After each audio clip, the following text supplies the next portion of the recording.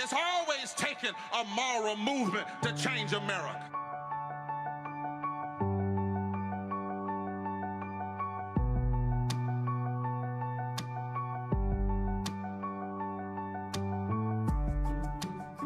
People of all races and creeds and colors and religions and ages and genders and sexualities, people are committing to building a moral fusion movement and building power. Everybody say, "Oh!" I believe that we will win. I believe that we will win. This movement is not about merely saving the Democratic Party or criticizing the Republican Party. This movement is about saving the soul of this nation. We are rising up to fight poverty, not the poor.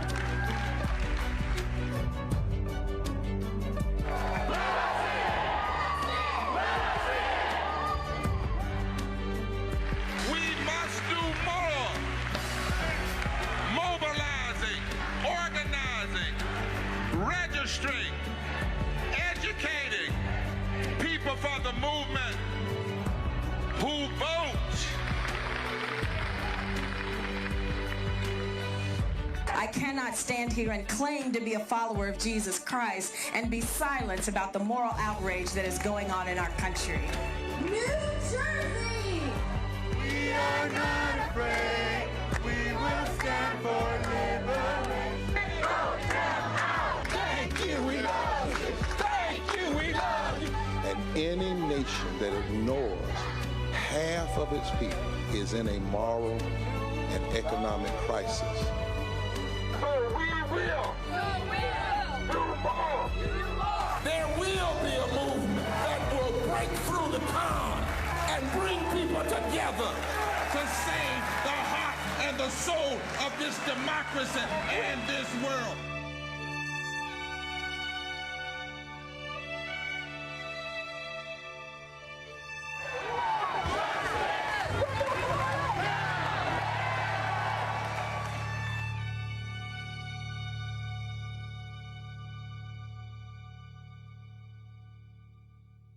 Almost 57 years ago, my father, Reverend Dr. Martin Luther King Jr., reminded America of the fierce urgency of now. That now is not the time to engage in the luxury of cooling off, nor take the tranquilizing drug of gradualism. But now is the time to make real the promises of this democracy. He was working with poor people of every race from every corner of this nation to build a poor people's campaign when he was assassinated in Memphis, Tennessee, 5 years later. Today, as his daughter, I am honored to add my voice to the Poor People's Campaign, a national call for moral revival, and stand with the 140 million poor people and low wealth people, urging America to address with the fierce urgency of now the big issues of poverty and race. Please join us in this movement. There is a coming together of people all across this nation, a fusion movement, shaping the narrative that lifts up the 140 million poor people living in poverty in America. Welcome, America, to this coming together. Welcome to the Digital Poor People's Assembly and Moral March on Washington, a movement that is bringing together black, brown, white people, liberals and conservatives, the young and our elders, gay, straight, trans, queer people, religious and non-religious people, people of all backgrounds and all walks of life, to fight the injustice of poverty and the injustices that grow out of poverty. I am the Reverend Nancy Petty, pastor of Pullen Memorial Baptist Church here in Raleigh, North Carolina, where we come to you live this morning with the Poor People's Campaign. I am part of the Poor People's Campaign and past chair of the Board of Repairs of the Breach. I am honored this day to stand with the Reverend Alan Jackson and welcome the nation and the world to this historic day. Our purpose this day resounds the message of the moral fusion message of the 19th century Reconstruction and the message of the 1968 Poor People's Campaign, economic justice for poor people. In the words of Dr. King, we have come to this hallowed spot to remind America of the fierce urgency of now. Now is the time to lift our nation from the quicksands of racial injustice to the solid rock of brotherhood and sisterhood. Now is the time to make justice a reality for all of God's children. So welcome. Welcome to the Mass Poor People's Assembly and March on Washington. We ask you now to text MORAL 90975 or go to june2020.org. Thank you, Pastor Petty. I'm proud to stand with you today, welcoming the nation and the world to this digital justice gathering. I'm Alvin O'Neill Jackson, Executive Director of the Mass Poor People's Assembly and Moral March on Washington. Today, we will hear from the prophets of our time, not just those who stand in churches, inside the walls of churches and mosques and synagogues and temples and upon high elevated podiums, but prophets who struggle to survive in food deserts, and who scream and shout and march and protest on city streets. Prophets among the 140 million poor and low-wealth people in this country. Rabbi Abraham Joshua Heschel said, prophets are human, but they sound an octave a bit too high for our ears. They have experiences that defy our understanding. They are neither moralizing poets nor singing saints, but assaulters of the mind. Their words often begin where our conscience ends. Today, we will hear from the prophets of our time. Hear them. Listen. Listen. But first, we will have a word and litany from faith leaders, followed by a video, The Pain and Picture of Poverty, and after the song, What Doth the Lord Require by Ms. Yara Allen, the co-chairs of the Poor People's Campaign, a national call for moral revival, the Reverend Dr. Liz Theo Harris and the Reverend Dr. William J. Barber II will speak to us.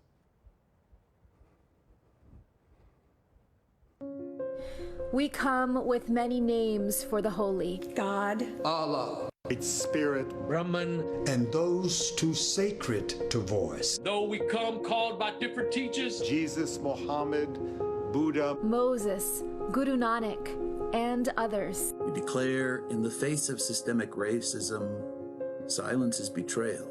We affirm the voice of each human. That within each person is endowed these rights and recognitions. Racism is the virus that tears at our humanity, infects our systems, and festers within the great democratic experiment that is America. Somebody's hurting our people, and it's gone on far too long. And we won't be silent anymore.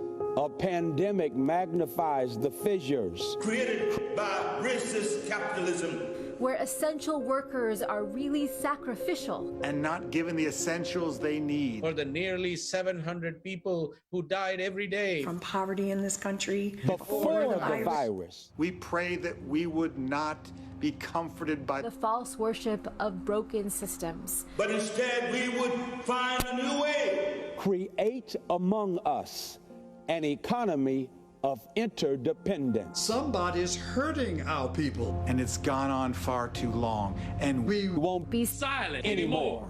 As we cut at earth, we hurt the spirit of river, soil, mountain, and tree There is enough for everyone to live free. But there is not enough for corporate greed. We pray with our policy demands, with solidarity strikes, with movements for farmers and growers, for public health workers, for indigenous struggle for sacred land, for mothers fighting for water. Somebody's hurting our people. And it's gone on far too long. And we won't be silent anymore. We lament a nation addicted to war, economically dependent on violence, foreign and domestic.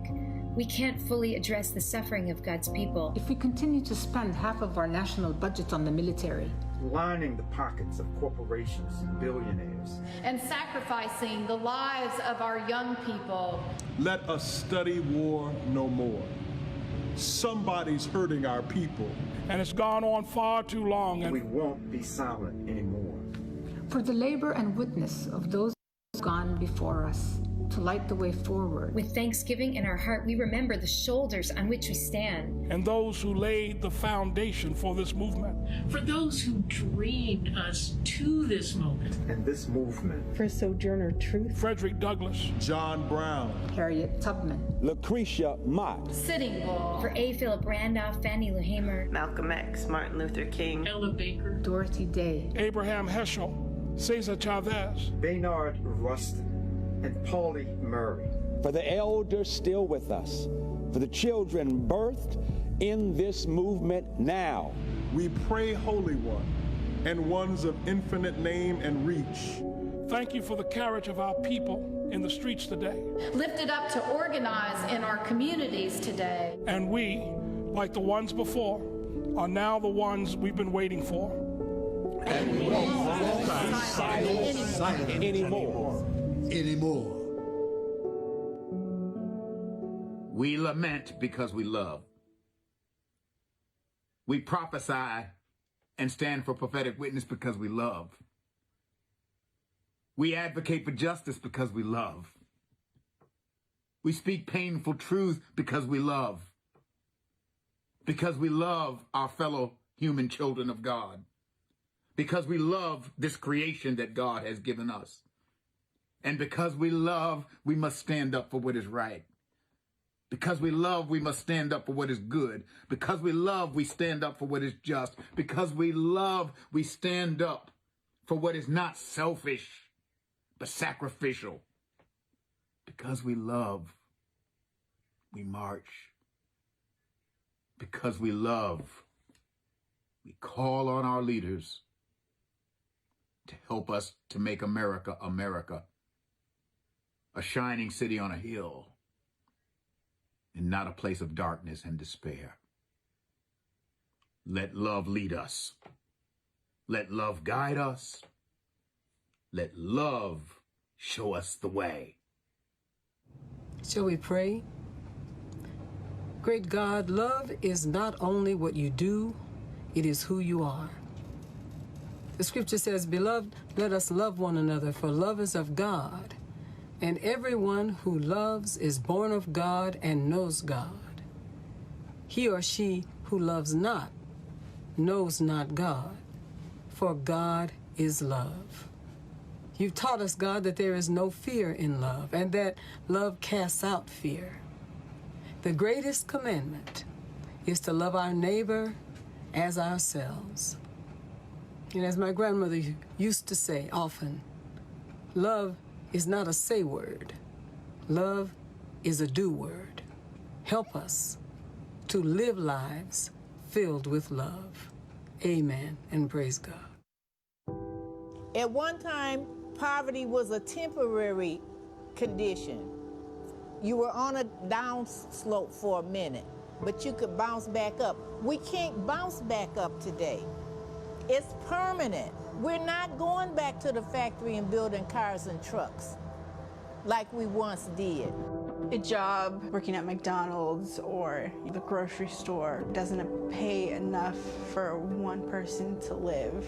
We work a 40-hour work week, still not enough. Living from paycheck to paycheck. Rent is $600 a month. We got water bill, electricity. I do this for my kids. And it hurts. We were in the height of mass water shutoffs. This entire neighborhood was shut off all at one time. I saw all my neighbors get shut off right in front of me. It was kind of terrifying. I'm 42 years old, and I'm a cashier at McDonald's.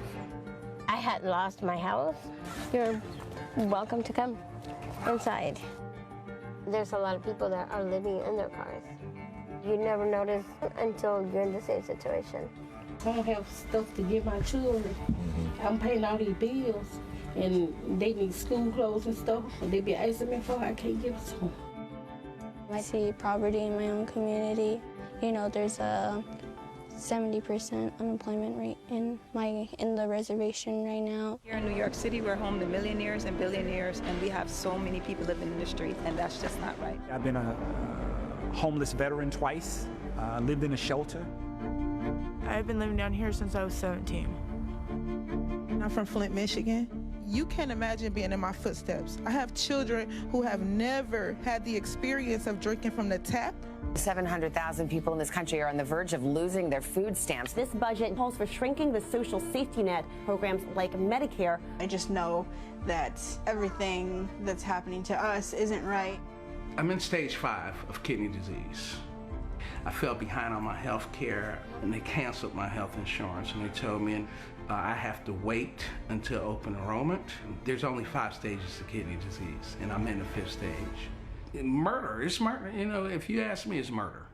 I lost a son to gun violence, and I lost a daughter. No parent should have, in America, should have to bury their child for a lack of medical space. I'm wailing because my children, My God. are no more. My God. My God, Kevin. I'm wailing, y'all. Wailing. Because my babies ain't no more. How many more babies? How many more children? No more.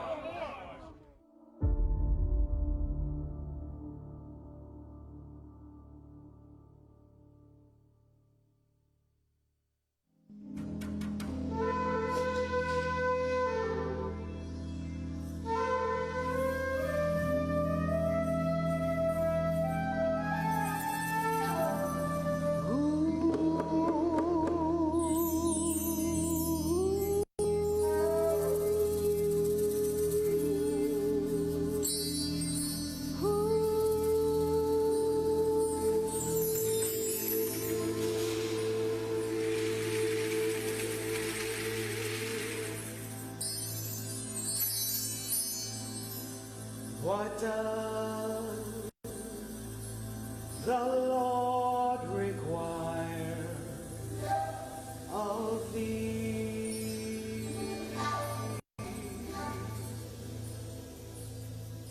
What does the Lord require of thee?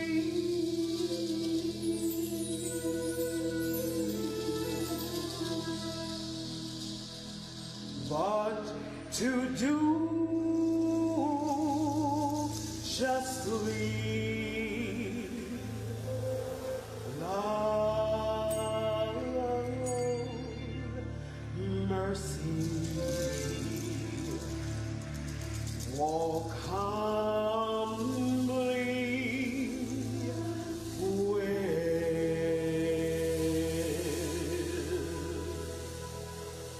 with God.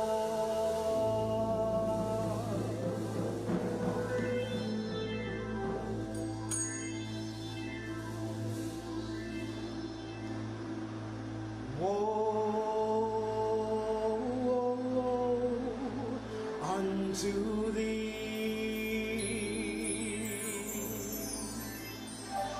who is you, oppressive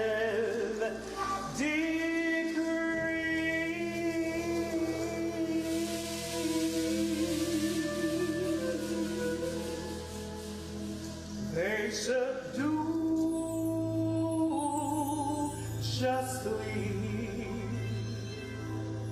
Love,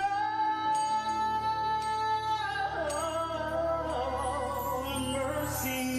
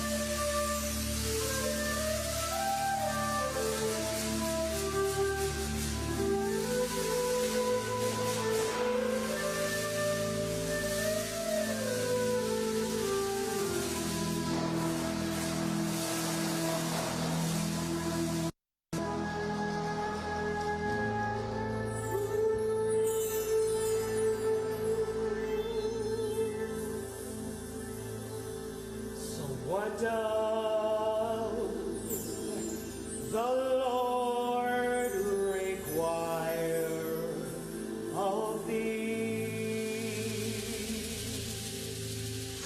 What doth the Lord require of thee?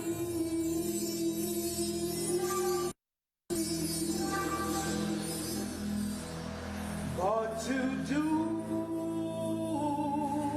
justly,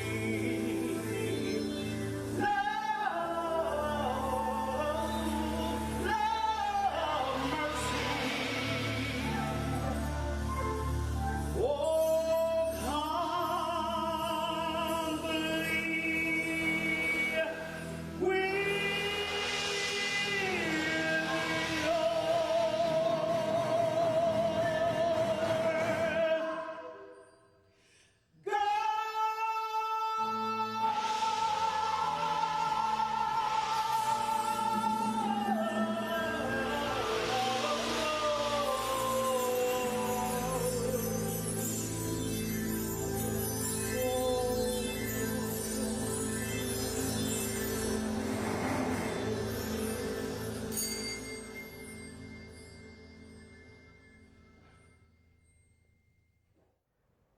We are gathered today to call for a radical redistribution of political and economic power, a revolution of moral values, to demonstrate the power of poor and impacted people banding together, demanding that this country change for the better.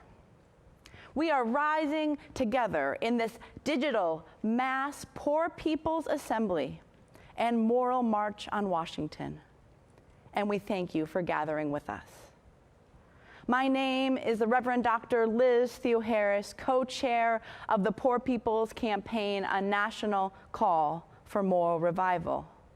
We are a moral fusion movement of the poor and activists and all of those who will not stand by as 700 people die every day from poverty and inequality in this, the richest country in the world, who must come together, organize together, demand justice together in the face of systemic racism and police violence, the climate crisis, and the militarization of our communities, who believe to the very depths of our being that we can save the planet, demilitarize our world, and actually abolish systemic racism and systemic poverty for all.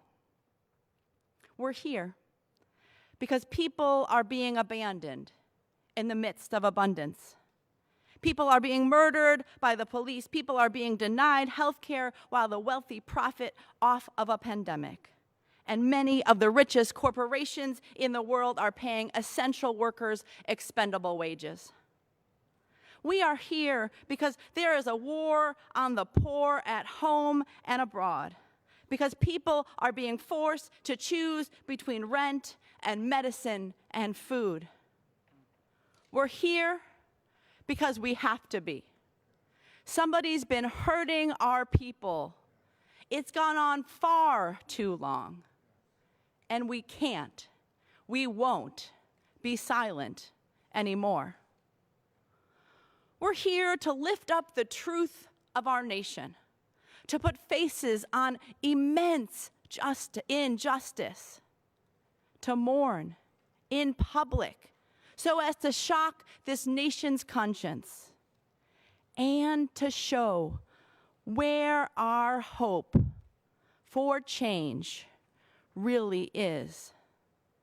Hope, you see, comes from the bottom, from those most directly impacted by profound evils in America today, coming together and building power. We know that bold, revolutionary, systemic change is only possible when we have a powerful movement to right these wrongs. And these kinds of movements don't just happen. We are called to be. We are called to build them. Those in power today want nothing more than to stop this kind of movement. It's why they spend so much time and money trying to deny us the right to vote, why they attack protesters, why they spread lies meant to narrow our vision, limit our aspirations, divide us by issue and by region, by race, gender, immigration status, political party. But today, we're here to demonstrate that we're here. We're poor. We're not going anywhere. We have come together. We will stay together. We will transform this nation from the bottom up. To join the Poor People's Campaign, a national call for moral revival, please text the word moral to 90975. A movement is rising up. Forward together, not one step back.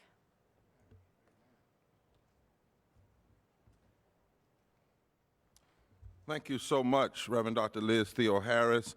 And I'm Reverend Dr. William J. Barber, the co-chair of the Poor People's Campaign, a national call for a moral revival, and also with Repairers of the Breach. Today, we are gathering, and my primary words are going to come at the end when I try to sound a call to action after you have heard the voices of what Dr. Jackson called the prophets. Now, this rally, this digital rally, this mass Poor People's Assembly and Moral March on Washington, the stage is being given to people who are impacted, people who are poor and low wealth, who are impacted by systemic racism, systemic poverty, ecological devastation, the denial of health care, the war economy, and the false moral narrative of religious nationalism. They will give their stories because we're going to put a face on this reality of poverty, a face you might not normally think of, a counterintuitive face. So you'll hear from a coal miner from Kentucky, but you'll also hear from somebody from the Delta of Mississippi and somebody from up north in Maine and over to California and Arizona. We're putting a face and a voice on the 140 million poor and low wealth people.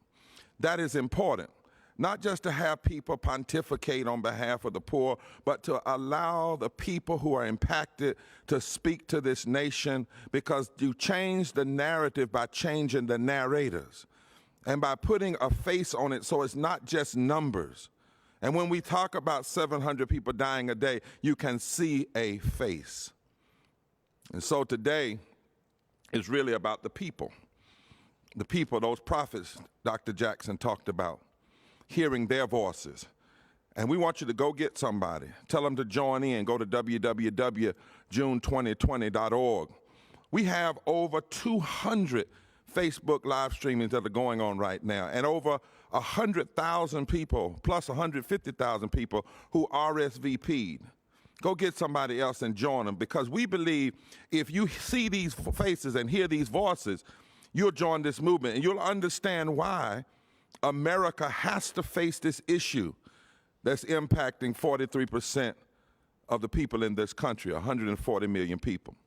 There's a second reason, though, we're here today, because today, even as I'm speaking now, it's just gone live, and it will go to every congressperson, every senator, both presidential candidates, governors, and legislators, the Poor People's Moral Justice Jubilee Policy Platform.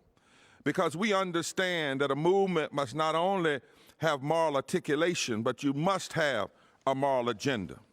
We have put an agenda together. We have found the money. We've had people work with the best economists, the best sociologists, and impacted people, putting a budget together. And our platform is 5 principles: everybody in, nobody out. When you lift from the bottom, everybody rises. Prioritize the leadership of the poor, low income, and most impacted. Debts that cannot be paid must be relieved. And we need a moral revolution of values to repair the breach in our land. We have a comprehensive, and somebody asked us one time, they said, well, what 1 or 2 things do you want? And our response was, well, in the pandemic, the corporations got 2.5 to 3 trillion things. Don't limit poor people. Don't limit the low income. We want what is required. We want what is what it's supposed to be. The Bible says in Isaiah 10, woe unto those who legislate evil and rob the poor of their rights and make women and children their prey. And then the third thing is we're building power. We're building power. I'll talk about some of this at the end, but you need to know that the number of poor and low-wealth people in this country who have not voted because they don't hear poverty talked about on the political stages, and they don't hear it talked about in the debates. But the number of them that have not voted far outweigh the margins of any candidate's victory. Poor and low-wealth people, as Dr. King told us in 1965 on the steps of the Alabama State House, hold the key to fully transforming the political calculus in this country. So we've come today that you might hear from the people. We've come today that we might present a platform, a real platform, that addresses how we address the issues of systemic racism, poverty, ecological devastation, the denial of health care, the war economy, and the false moral narrative of religious nationalism. And we have come to say it's not only time to change the narrative, it's not only time to put a face on it, it's time to build power, among poor and low-wealth people. And we won't be silent anymore. We want you now to hear, as people will introduce, the first up is Danny Glover, who will be introducing, and then others will come. I'll leave that to Reverend Petty and Reverend Jackson. But stay with us all, stay with us, and hear these voices.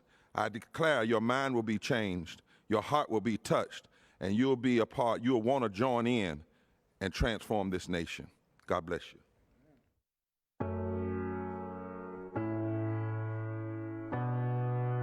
Hello, I'm Danny Glover, and I'm a part of the Poor People's Campaign, a national call for moral revival.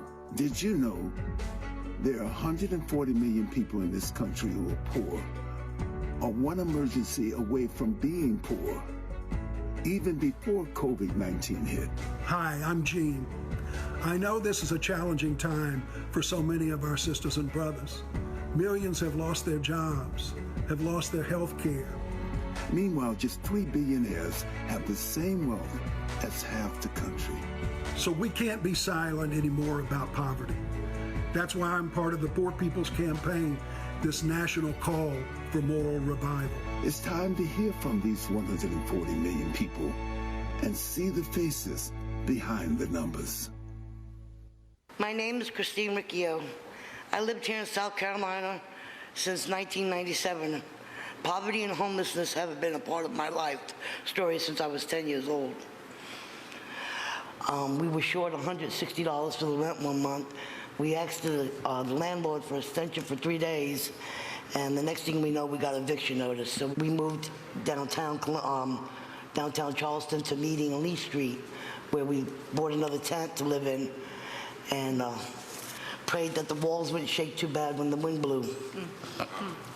We had to beg businesses to use their bathroom. When you never had to be hungry, the people in Washington are sending war machines to other countries to build war against others instead of homes for people here, or medical for people here, or food for people here, for children that are sleeping in their cars, that don't have, that go to bed hungry at night. Hi, my name is Pamela Roach. I'm from Lowndes County, Alabama, and I live in a mobile home with my 2 kids. Sorry. They charged me over $114,000 on a mobile home. They're falling apart, and then all animals coming in my house. Possum, I trap 4 possum in my house, cats and stuff. And I got raw sewage. I don't have no money on power. And I have to travel back and forth to Birmingham to take my daughter with the CPAP machine. Don't have a car and don't have no way to take her. And then we have a high utility bill. And I was paying like $370 a month on the trailer. My name is Mary Jane Shanklin, RN, and I'm a proud Kansas farmer's wife. My husband, Mark, is a fourth-generation dryland farmer. We live in a 129-year-old farmhouse with barely adequate electricity and barely adequate plumbing. We live in a food desert. There is only one grocery store in our county. We live in a news desert. We have no hospital in our county. And the nearest one is 30 minutes away at 70 miles an hour. And Kansas farmers are at a breaking point because economic stress and polluted groundwater are killing them. Cancer is the second leading cause of death in Kansas. A lot of it is due to the fertilizer and pesticide runoff in the water. We didn't get city water until 1984 on the farm. Before that, it was pond and stream water treated with chlorine. Almost everyone we know has a cancer story. And Kansas farmers' suicide rate is 85 deaths per 100,000, which is higher than our veterans' suicide rate. And it has shot up since 2017 when world grain markets were destabilized by tariffs. Farmers live in an invisible poverty and a silent desperation as foreclosures loom and the blame for being the one who lost the family farm hangs over them every single day. Pacoima is really important to all of us. Many of us who are here come from this community, including myself. And so it's important when we hear things like 1 out of every 4 students in Telfair is homeless. That means something. It's more than a number. That means that there's children and families who are going without, and that's not right. The homelessness that you're seeing in the streets of LA, in our community, you can see it in Fresno. You can see it in Sacramento. You can see it in Salinas. You can see it in Chico. You can see it all up and down the state. People encamped in the streets, living in their cars, in RVs, in garages. It's a growing phenomenon. And one thing that's important for me to point out, I don't think this is because people just don't know how to manage their finances. This is an economic devastation based on a systemic root.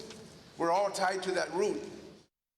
My name is Olivia Williams. I work at Starbucks in the Orlando International Airport. My coworkers and I began organizing a union because we were frustrated about the disrespect from the host management. I'm 24 years old and I was hospitalized twice in 2 years from workplace incidents. The pandemic made things worse. We had no training on how to protect ourselves or the public. I speak up and I told them that management only started paying attention to us when we started fighting for the union. I'm not afraid to fight. I've been fighting all my life. I was born with cerebral palsy, and my parents were told I would never walk or talk. Instead, I graduated high school at the top of my class. HMS host underestimates me and my coworkers. But working people like us are strong and powerful when we come together. This is why we demand an historical investment in resources to end the pandemic of poverty in the midst of plenty. Repeal of the 2017 tax breaks for the wealthy, relief from poverty and wealth inequality. I'm tired of watching my friends die in the streets.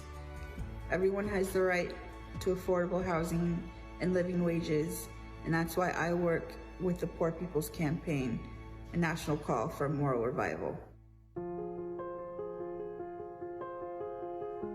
Hi, I'm Wanda. Did you know that women and children are on the front lines of poverty?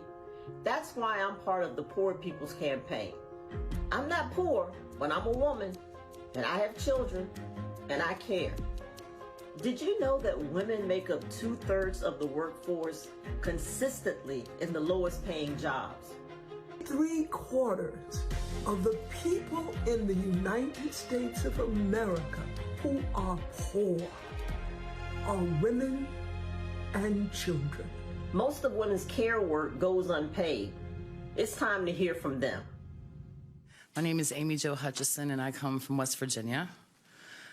I think as I look back on my life, I'm 46 years old, and I've never spent a day in my life without poverty on some level.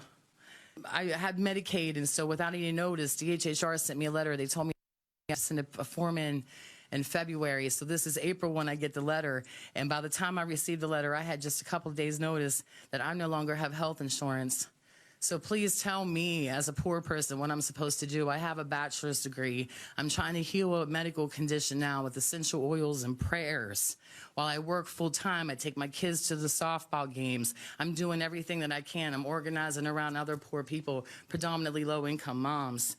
And so I just don't think that we should have to give this much of ourselves in order to have a good quality of life in America, the richest country in the world.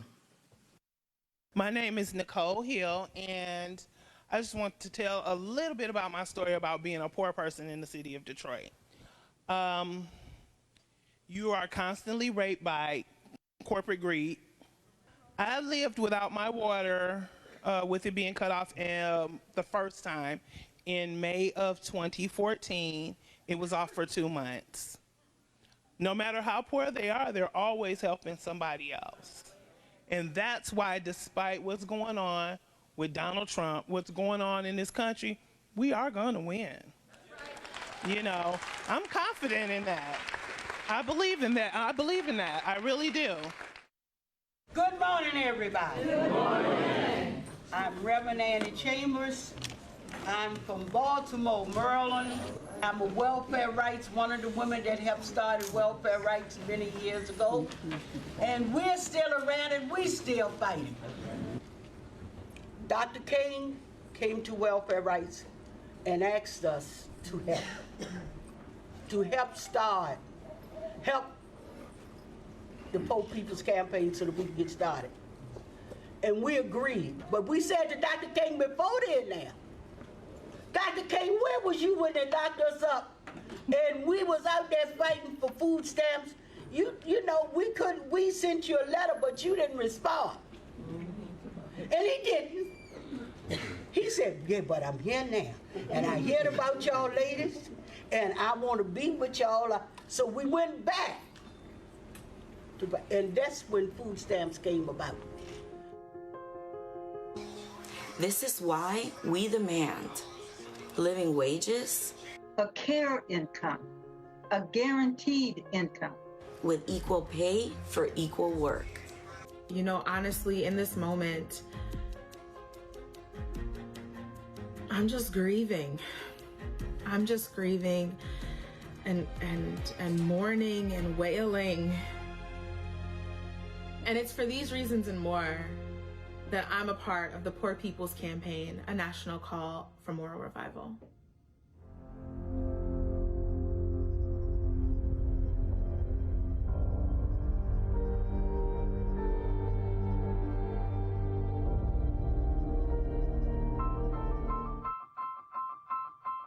Poverty is a form of trauma for our children and their families.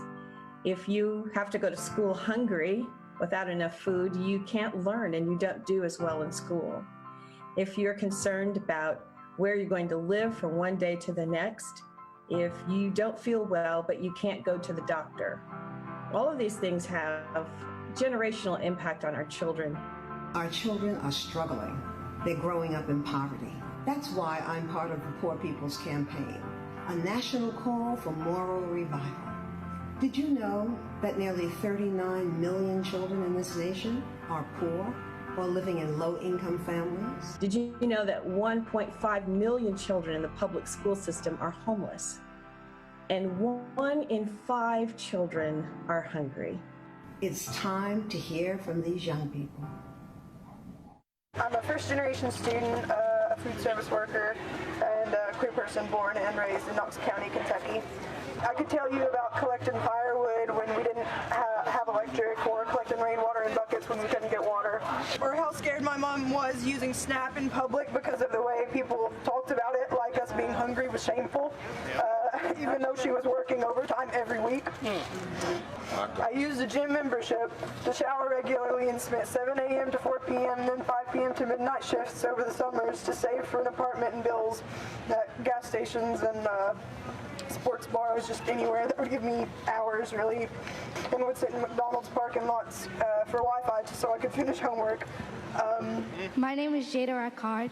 I'm from Boston, Mass, and I'm 10 years old and I'm going into the 6th grade. We are a mile away from not 1, not 2, but 3 methadone clinics. Some of us see people walking up and down the street. I see people walking like zombies, like from a movie, and almost falling down, and it scares me. So if you ask me what I'm fighting for my life and my community. How are you fighting for us? Thank you. Our third child was born 7 weeks early. The only thing my family knew was a beautiful addition to our family. Adriel is deaf-blind and developmentally disabled. As he begun to have medical hurdles to overcome, we flew into action. My husband and I are dedicated parents. We would provide and support our children so they could thrive. Adriel would be no different. And on that day, we were firmly launched into the shadows.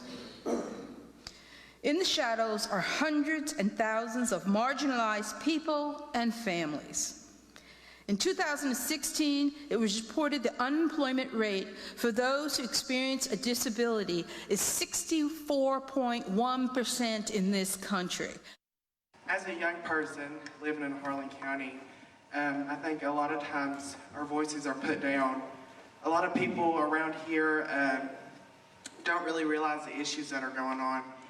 And I think that it's time that we, as a people, educate the people that don't know what's going on in their communities. It's time that we show our elected officials, our state legislators, what's going on, and that us young people know what they're doing.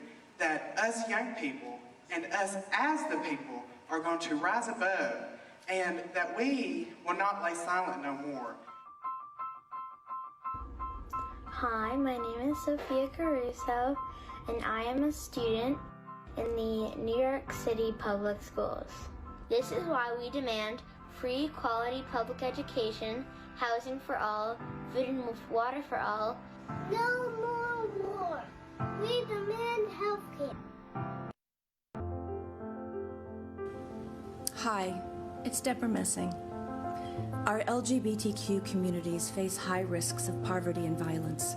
That's why I'm here today as part of the Poor People's Campaign, a national call for moral revival.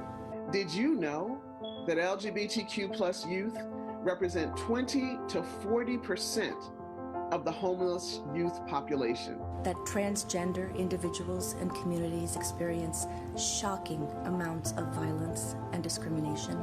Did you know that LGBTQ immigrants are 15 times more likely to experience sexual assault in confinement? This violence against LGBTQ communities must end. Well, family, it's time now that we hear from them.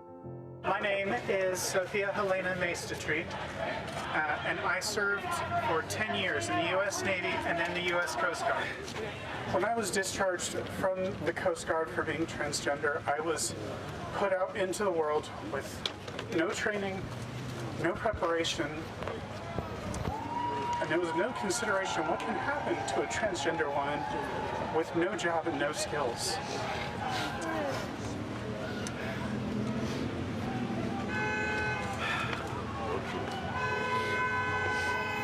Is it any wonder why so many of us live in poverty? And for what?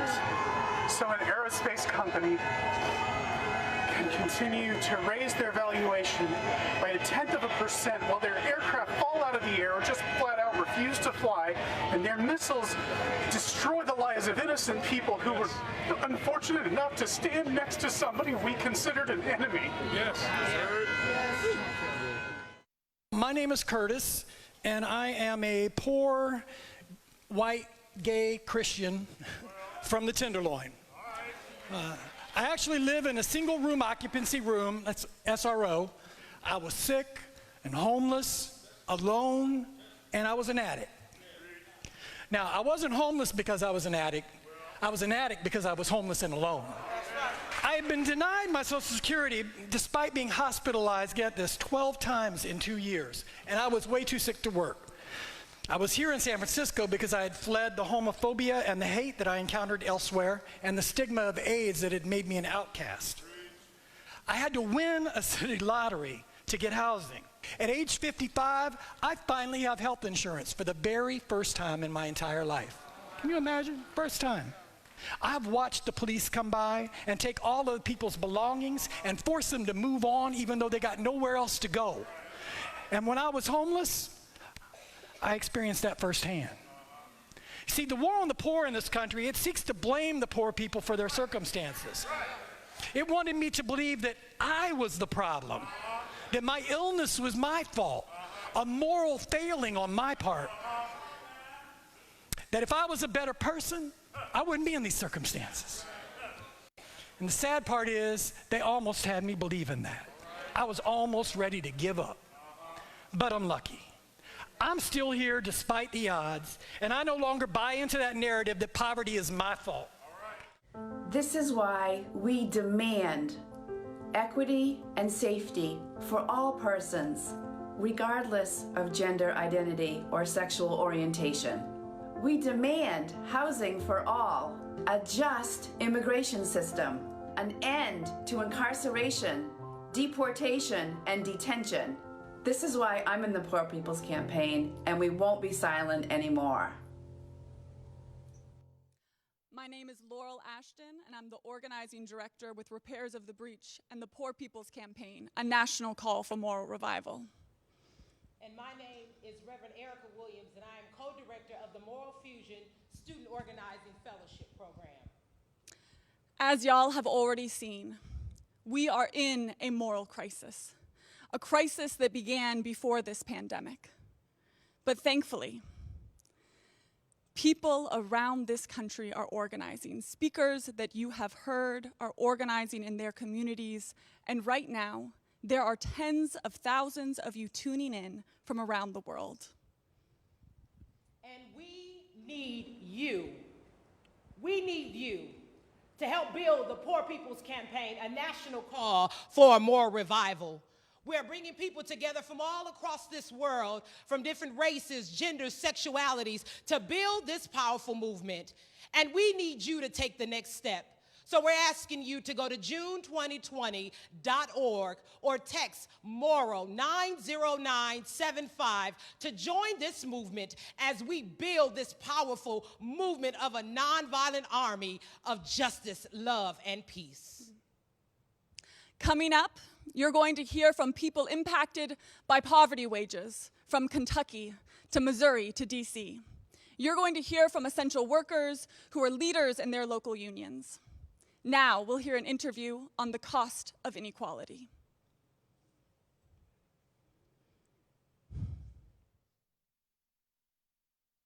Joe, you've been writing about this for years. The folks doing today's event have been talking about it for years and working at it for years, but we are in a moment now between the coronavirus pandemic and the great social upheaval that we've got, where it seems that the awareness of many Americans has been heightened, and they are understanding how inequality manifests in the lives of poor people, disadvantaged people. Do you think that we are in a good moment to take this opportunity and affect meaningful change?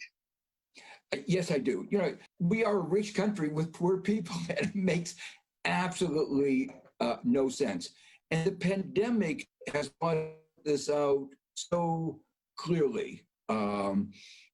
It's not an equal opportunity virus. And we've made this odd decision. The things that we care about a lot, our children, our elderly, our sick, we say, we don't want to spend any money on them. We don't want to pay the people who care for our elderly and our sick and our children. We don't want to pay them a decent wage. To me, I find that completely beyond reason.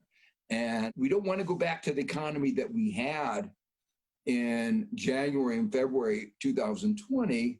We want to go to a new kind of economy, one in which it's a knowledge economy, it's a more equal economy, and it's a greener economy. Hi, I'm Reverend Rodney Williams.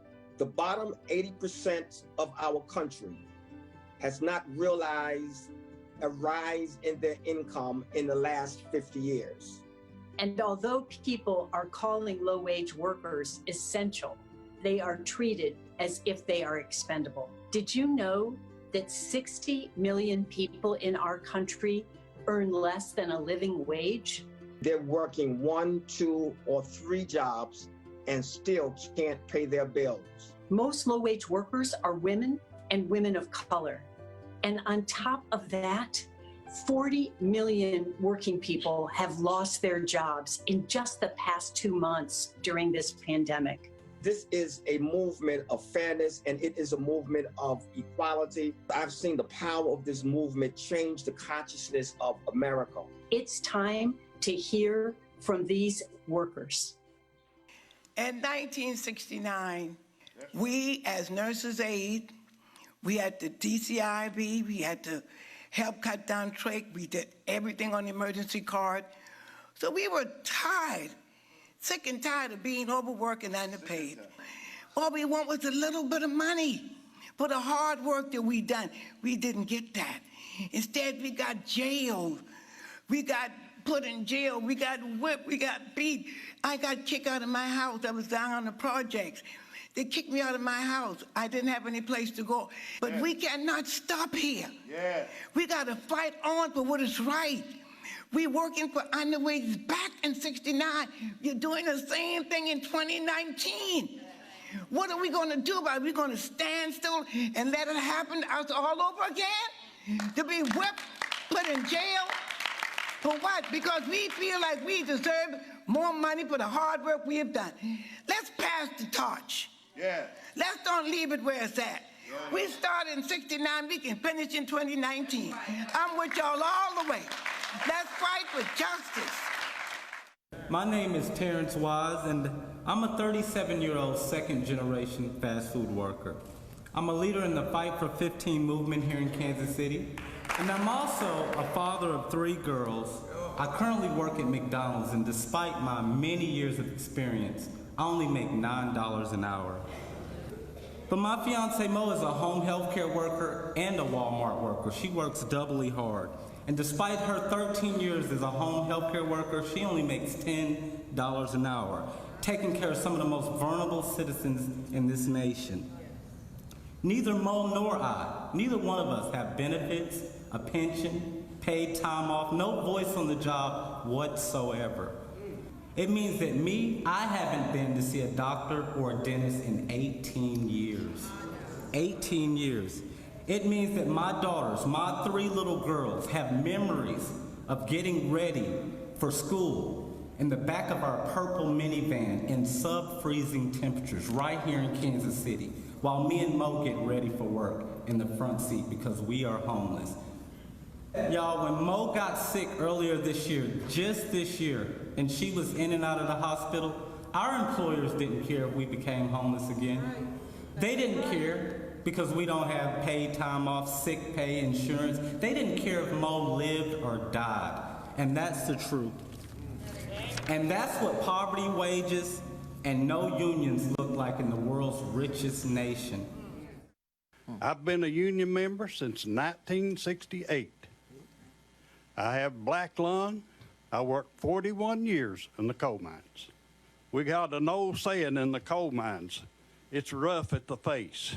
Well, where I live in southeastern Kentucky, it's rough at the face. In that area, hasn't gotten better. It's worse today than it's ever been. So it took me 7 years going to see doctor after doctor after doctor to get a settlement on my black lung. My name is Jamila Allen. I live in Durham, and I work at Freddy's, where I serve customers and train other employees. Freddy's is a multi-million-dollar company, and I earn $8 an hour, and that's a poverty wage. The largest employers in the U.S., like McDonald's and Walmart, are paying $7.25 an hour. $7.25 an hour to millions of workers, while our labor is a thing that creates billions of dollars in profit. North Carolina has the lowest rates of union membership in the country. We learned that union rates are actually tied to the legacy of slavery. Racism is used as a tool to divide workers and pass anti-union laws that are still in place today. And these policies have a real impact on our lives. So why am I so focused on unions here in the South? Because poverty and racism are systemic problems that need systemic solutions. We are that solution. My name is Saru Jayaraman. I've been fighting to raise wages and working conditions in the restaurant and service sector for the last 20 years. These are the poorest workers in America suffering for the sub-minimum wage of $2.13 an hour. And that is why I am joining with the Poor People's Campaign national call for moral revival. Today, 70% of tipped workers are women, disproportionately women of color, and single moms struggling to survive on $2 and $3 wages in 43 states with the highest levels of economic insecurity and sexual harassment of any industry. That was prior to the pandemic. With the pandemic, 10 million of these workers have lost their jobs, and 60% are reporting that they cannot access unemployment insurance because that sub-minimum wage plus tips is too low to meet minimum state thresholds to qualify for benefits. They are being penalized for being too poor. My name is Tripti Patel, and I'm a bartender in downtown DC. In Washington, DC, the sub-minimum wage is $4.45 an hour. I have to rely on tips to make up the base minimum wage in the District of Columbia, which is $14 an hour. No one should have to live tip to mouth. We could end this type of injustice if we had something called one fair wage. When you have one fair wage, you allow the people to end economic anxiety. They don't have to live in economic roulette, and they have the ability to save and weather the storms that is the crisis of COVID-19. I invite all of you to fight for one fair wage. We demand a national living wage. We demand that everyone have a living wage, no matter the state where you live. Guarantee income, full employment, the right for workers to form union, and equal pay for equal work. And that is why I'm part of the Poor People's Campaign. That is why we are organizing to change the narrative, and we won't be silent anymore.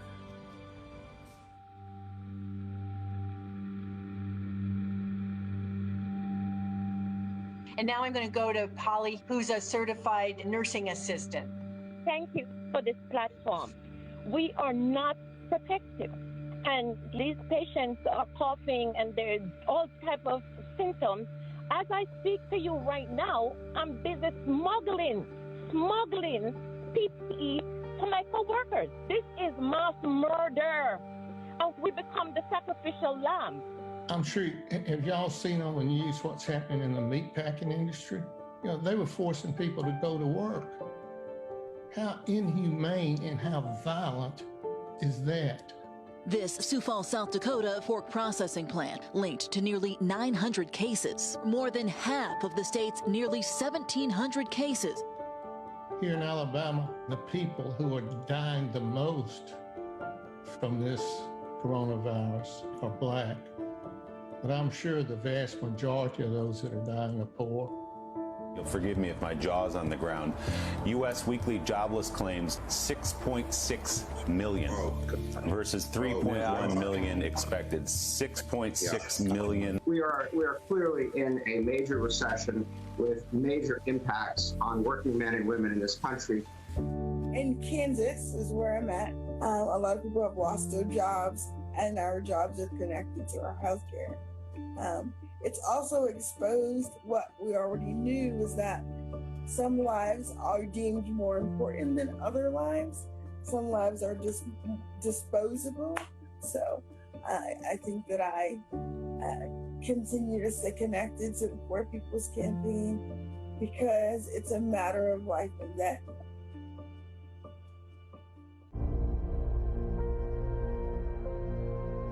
Those who are rich and greedy don't want to talk about who's living in poverty, but that's because they don't want us to identify with each other.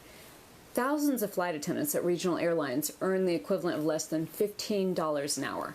We're aviation's first responders, but like so many essential workers, many flight attendants live at or below the poverty line. And we're not getting any pandemic pay either. We're working to keep essential travel moving, and the federal government has refused to issue guidelines for safety on planes as well, putting flight attendants and passengers alike in unnecessary danger. I'd like to introduce you to Keturah Johnson, one of our union members, who will offer her firsthand experience. My name is Keturah Johnson, and I am a regional flight attendant. Many people don't know that regional flight attendants are paid 45% less than major mainline flight attendants who do the same job. Although we are aviators' first responders and one job should be enough, we are frequently forced to find additional jobs to pay our bills and make ends meet. That's why we are joining the Poor People's Campaign, a national call for moral revival to demand fair treatment for all workers. Did you know that 98% of hospitality workers have been laid off because of COVID-19? My name is Nia Winston, and I'm the General Vice President of the union Unite Here, which represents workers in hospitality and service industry where nearly a quarter of Black Americans work. Right now, the unemployment rate for Black people in the U.S. is almost twice as high as for white people. Less than 50% of Black adults now have a job. Black workers need a union because otherwise we're the last to be hired, but the first to be fired. I believe that building my union is a racial justice project. All Black people, all working people do better when we are in unions. There's a system of interlocking injustices of economic inequalities, of racism that runs so deep in America. COVID-19 has deepened these injustices, but it also heightens the world awareness now more than ever. Just being aware, it is not enough. Just saying you want to do something is simply not enough. It requires a collective effort to actually create a change. Now I'd like to introduce a Unite Here member, Dwayne Thwaites, who works in concessions at Marlins Ballpark in Miami, to tell us his story of how Unite Here is fighting back in Florida. Dwayne? So here in Florida, there's been about 2.1 million people who've applied for unemployment. And currently, less than 50% has received it. In part, this is unacceptable. It's not something that we as citizens should accept from our local government. We did 2 caravans in contest to this, demanding that the governor do an executive order that requires the state to actually pay out the unemployment as fast as possible. It's over 8 weeks for some people. Some people it's close to the 10 and 11 weeks. I've had to wait over 8 weeks to receive an unemployment check and go almost 6 to 7 weeks before even getting a response from the unemployment office. They're not answering the phones. The lines is crowded. The system is crashing. It was bad. Something needed to be done. And the governor and the representatives from the state are just sitting there doing nothing while we, the people, are suffering. I'm George Gresham, president of 1199 SEIU, representing 450,000 healthcare workers. Did you know that 70% of the nursing homes fall below the recommended standard of care of 4 hours per resident per day? It's difficult to give the quality care that residents deserve at such low staffing levels. When COVID-19 hit and families were unable to visit their relatives, nursing home workers became the family for the residents. Here is Reba Mankenny, 1199er, to tell her story. My name is Reba McKinney, and I'm a CNA at the Greenhouse Nursing Home in Baltimore, Maryland. I've seen a lot over the past 20 years, but COVID-19 presented long-term workers with challenges we were never prepared for. Too many long-term care workers were left unprotected when the federal government basically dropped the ball. We were left without proper PPE equipment or supplies. A lot of us brought our own masks and ponchos. This is not acceptable for people who are responsible for the care of our elderly and most vulnerable. If we had been given the same access to PPE as our sisters and brothers in the hospitals, I know that our nursing homes would not have been so badly affected. It is very stressful to take care of my patients and my own family. I was desperately afraid of bringing the virus home to them and did everything I could not to. But for many of our patients, nursing home workers are their families. We were literally some residents' only communication to the outside world. We cannot let this happen again. We must make sure all workers are protected. Our residents should never fear their own safety because our government is not protecting healthcare workers. It is wonderful to be called a hero, but it's more important to have what we need to care for ourselves and our patients. Did you know that Dr. King's last fight for racial and economic justice was arm in arm with AFSCME? In 1968, as he was planning the original Poor People's Campaign, he came to Memphis to express solidarity with AFSCME sanitation workers, 1,300 African-American men who had gone on strike to demand dignity and respect. Their slogan was proud, simple, and defiant. I am a man. To this day, and everything AFSCME members do to serve and strengthen our communities, especially amid this devastating pandemic, we are inspired by Dr. King's courage and sacrifice, and his commitment to eradicating poverty for people of all races. Now I want you to meet John Henry, one of AFSCME's everyday heroes, who works as a disease intervention specialist for the city of Columbus, Ohio. Thank you, President Saunders. In my role as a public health professional, every day I see huge disparities in access to quality health care. I see it in my regular job where I help high-risk populations access medicine that can prevent HIV infection.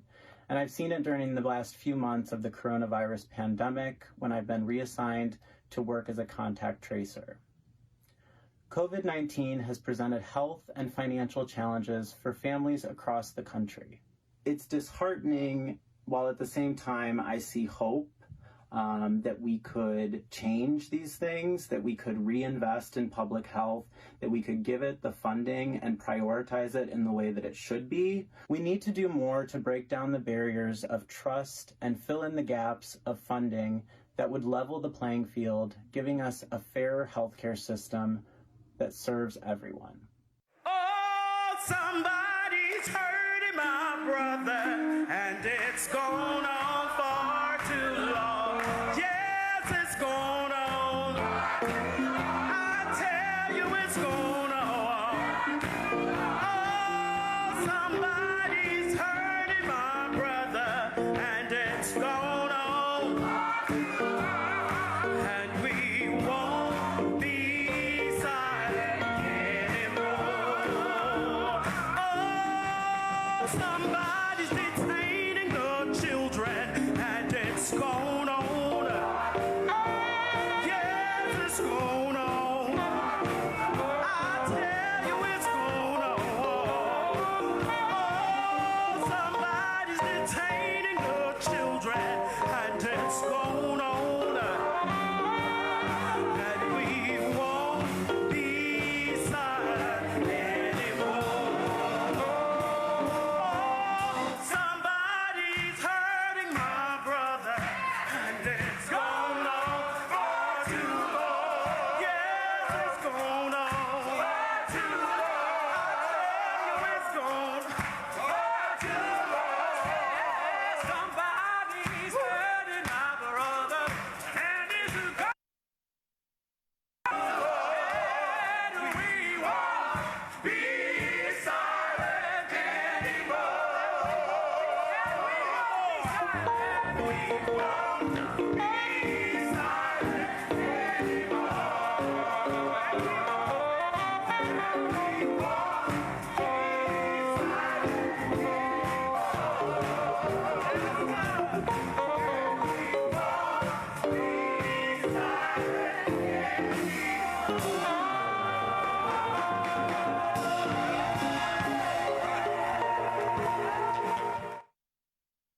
America, the prophets of our time are speaking. We need nothing short of a revolution of values, radical revolution of values, to change this nation, to address the interlocking evils and injustices of our time: systemic racism, systemic poverty, ecological devastation, the war-based economy, and the false moral narrative of religious nationalism. That is why this morning we launched the Poor People's Moral Justice Jubilee Policy Platform as an update to our moral agenda and moral budget. We need your help in getting this platform to our elected officials. So we are asking you to go to june2020.org or text MORAL to 90975 and make sure we get this urgent policy platform to our elected officials. Please help us today. This is not a time to tinker around the edges with small reforms. We need bold demands and a complete restructuring of society to address these interlocking injustices. Go now to june2020.org or text now MORAL to 90975 to send these demands now to Congress. You know, I'm from Louisiana. It's my home state, and those numbers are absolutely staggering. And when I saw this beginning to happen, this narrative about how we were just going to go ahead and reopen the country, there was a clear racial tinge to it.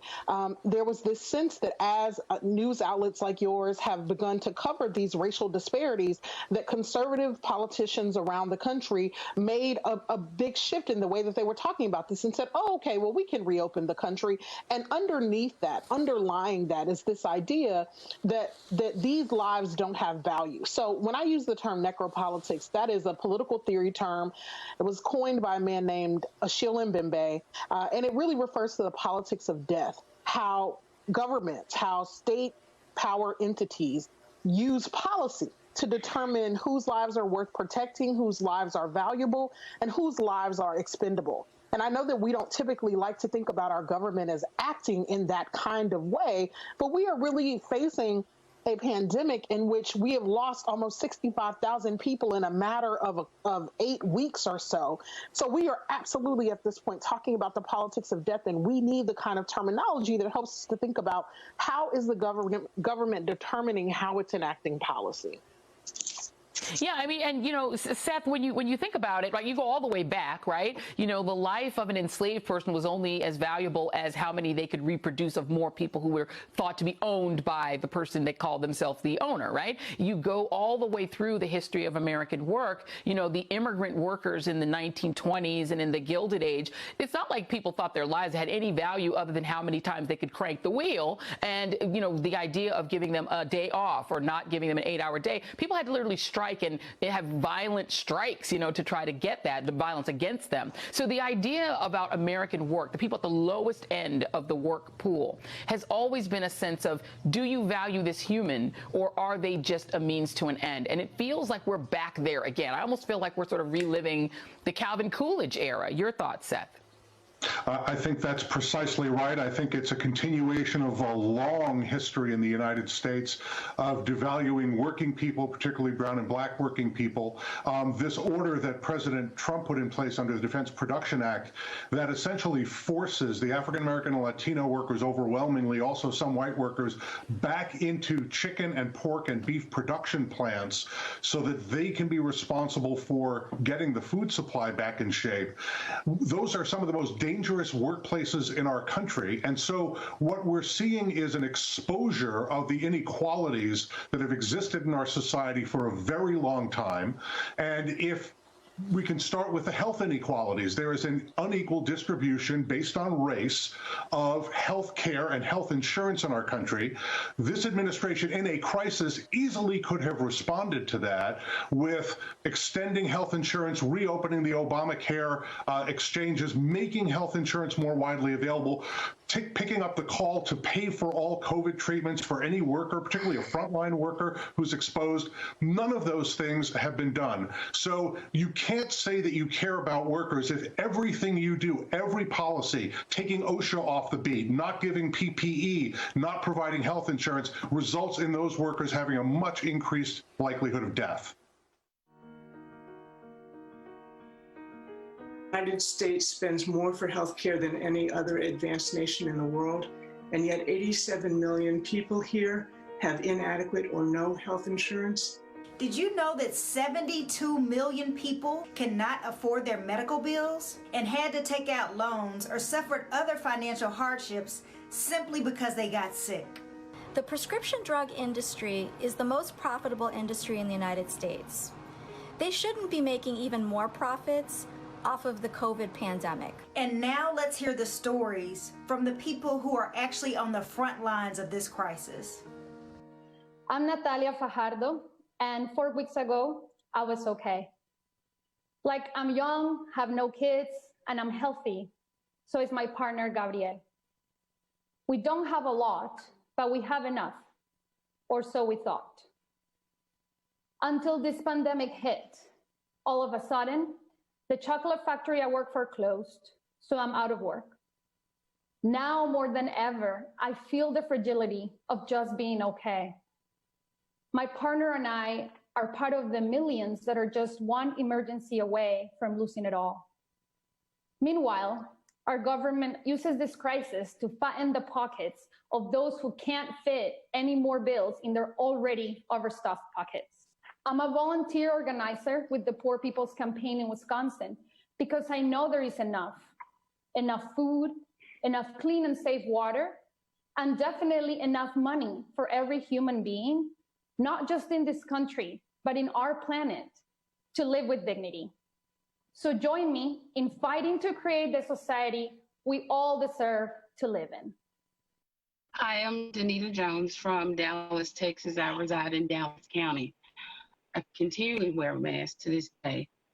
And it's just frightening that we have 236 more cases in Dallas County. 236 more since last night. And I have to report to work. And then once I report to work, I have to return home to my family.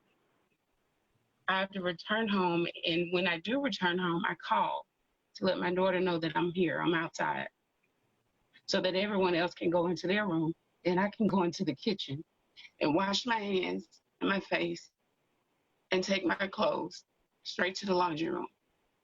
This is what my life has been like since returning to work. And this is not fair to them, nor is it fair to me or any essential employee or any employees. Mother's Day was this past weekend, and my daughter, in a loving letter to me, wrote, "I'm so afraid to leave for work, especially with what's going on. It breaks my heart because I don't know what's going to happen when you come back." Hi, my name is Nikita Wakes. I live in Flint, Michigan. I am age 44 with 2 children. My life before the COVID-19 has been very stressful. It has been over 6 years, and we are still fighting for clean water here in Flint, Michigan.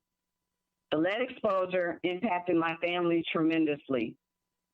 I lost 2 sets of twins due to drinking the contaminated water, and my daughter also miscarried.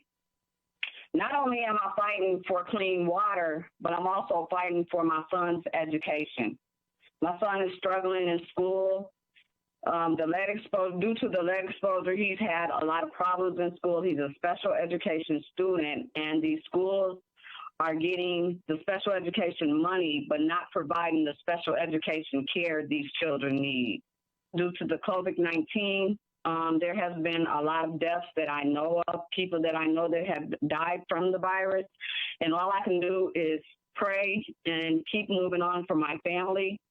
I have no personal transportation, so I rely on friends to take me to the stores for grocery and for massive amount of bottled water that are needed for me, because here in Flint, we need to use bottled water for everything, washing off our vegetables, everything. We cannot drink our tap water.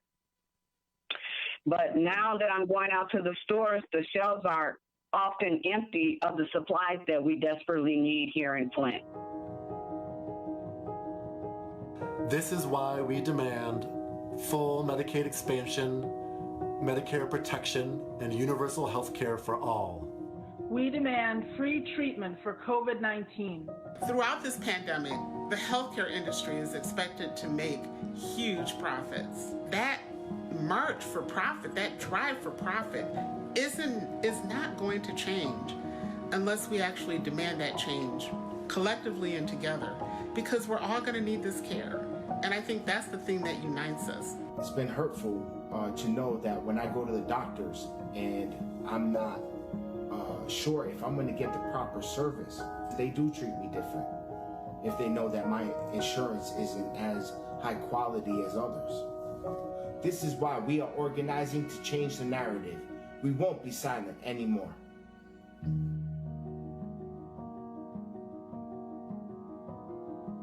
Hi, I'm Al Gore, chairman of the Climate Reality Project, and I'm proud to be part of the Poor People's Campaign, a national call for moral revival. Because right now, this call for revival could not be more timely or more important. We are way overdue in America for a solid reckoning that brings everyone closer to understanding the intersection of the critical issues we're facing in our time.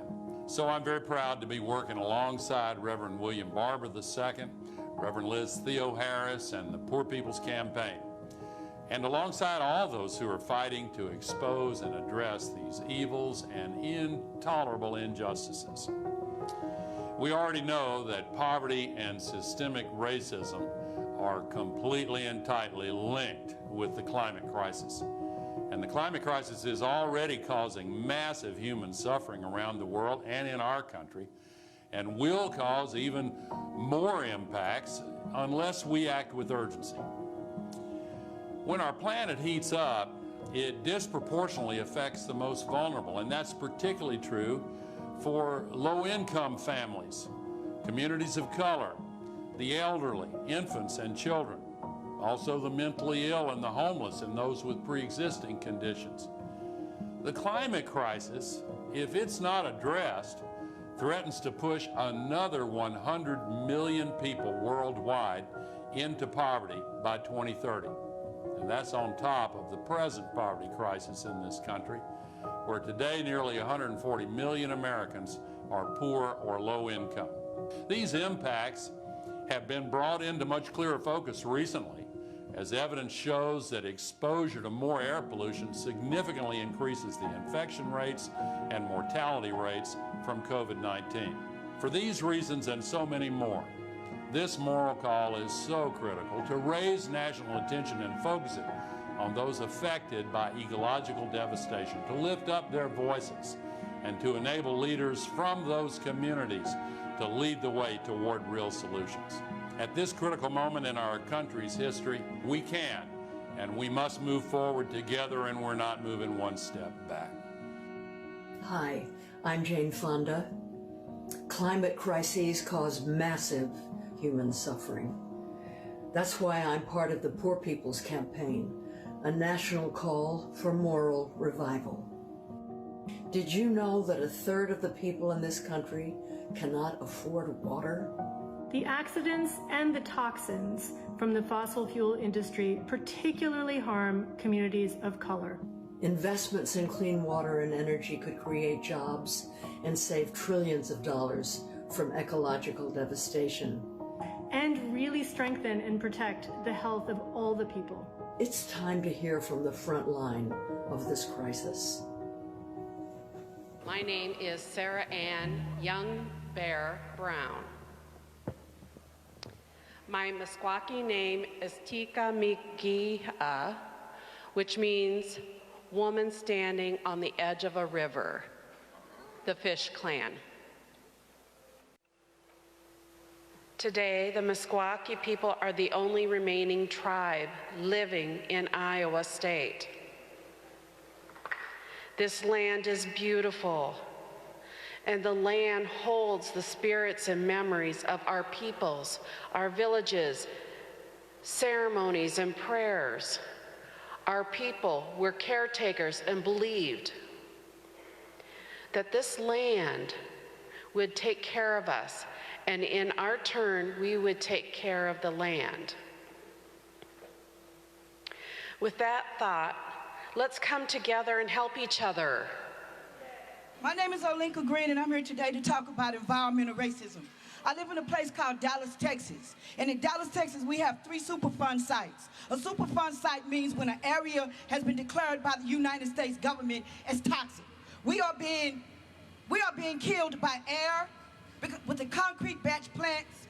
We are being killed by the water with a place called lane plating, where a company has been there for 90 years. And in the 90 years that they have been there, they have put cyanide, mercury, lead, hexavalent chromate, sulfur in our water and in our ground.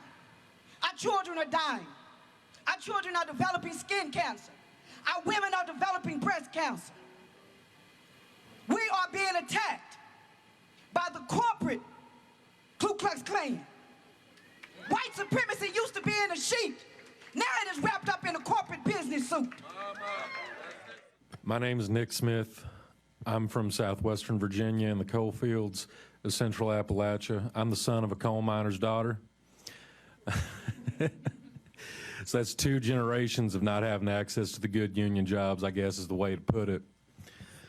And as the coal jobs have disappeared, nothing's really come in its place, and it's created chronic poverty. Poverty's a generational thing. You know, if you grow up poor, your upward mobility to become not poor is stunted. I grew up around mountaintop removal sites, natural gas, hydraulic fracturing. The water that ran into our house that we bathed in, we couldn't drink. We couldn't drink the water we bathed in. It seems like every year or so, a relative of mine is dying from cancer because of this ecological devastation, and you know, I can't get off work to go to the funerals.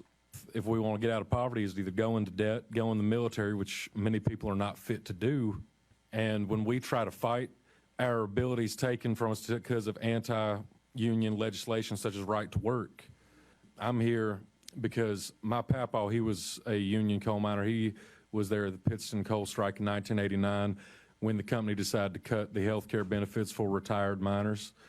Fighting these poverty issues, many of the poor people are divided by race. We're intentionally segregated even, and it hurts poor whites as well as poor black and brown folks. It's an across-the-board thing. As long as we're divided, they can conquer.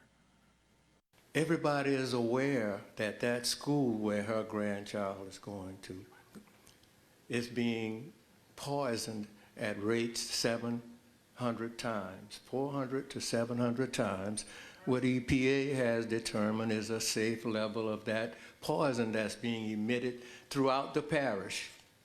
If they close that school in an emergency plan to protect the children, that school sits right smack dab in the middle of a black community, a 100%. Not only is that school being exposed at that egregious level, that entire community, one of which I live in, which my children were raised in. My wife and daughter in my immediate family are suffering right now. My youngest daughter has some horrible kind of disease we'd never heard of.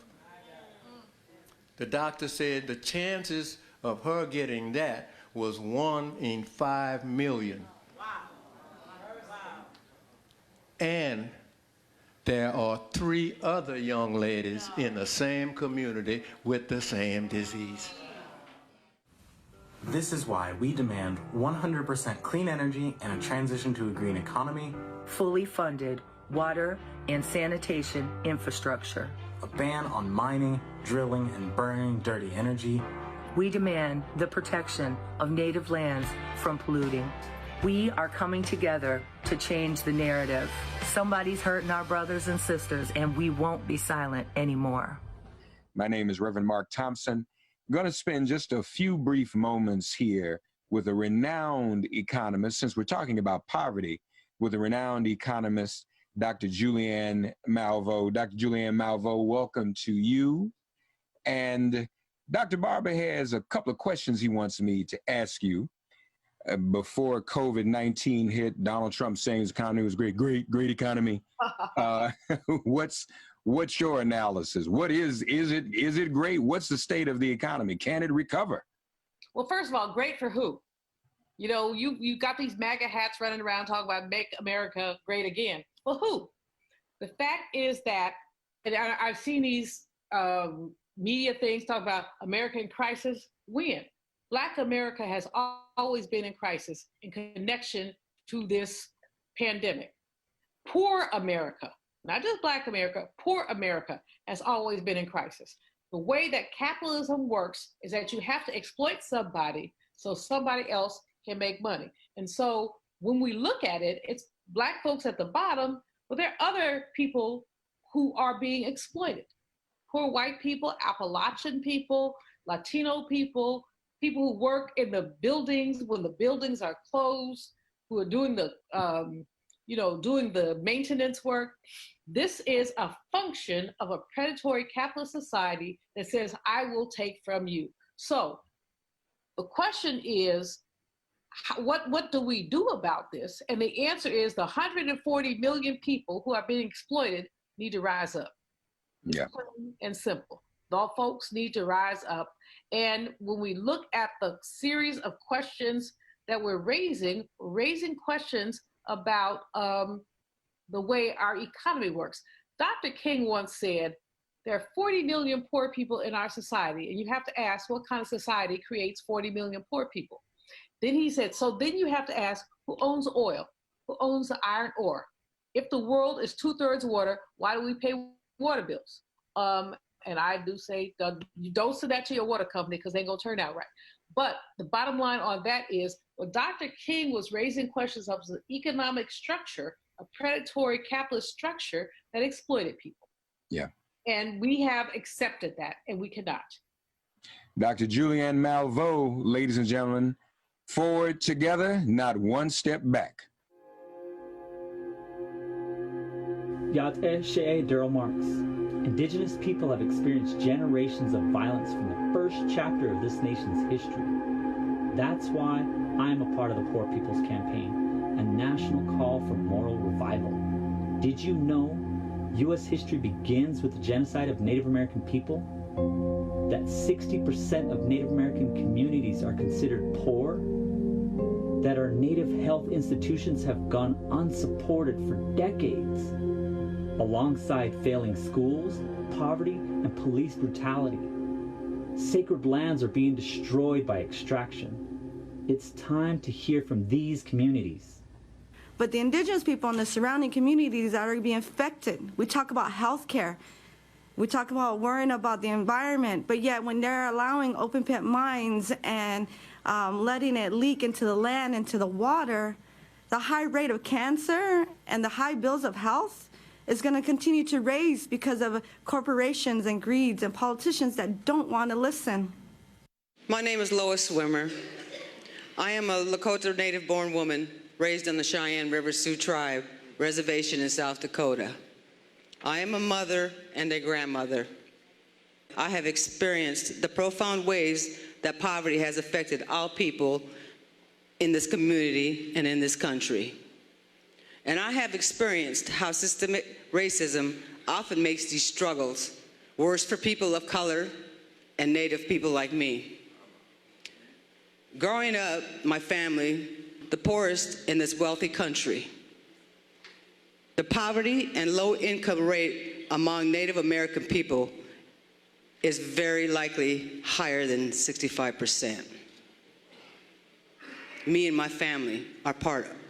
I left the reservation as a teenager, but I see how generation poverty and systemic racism affects people in Kansas City too. Currently, my income is only $470 a month. My partner works for the same property management company as me and has had for 15 years. He makes $10.50 an hour.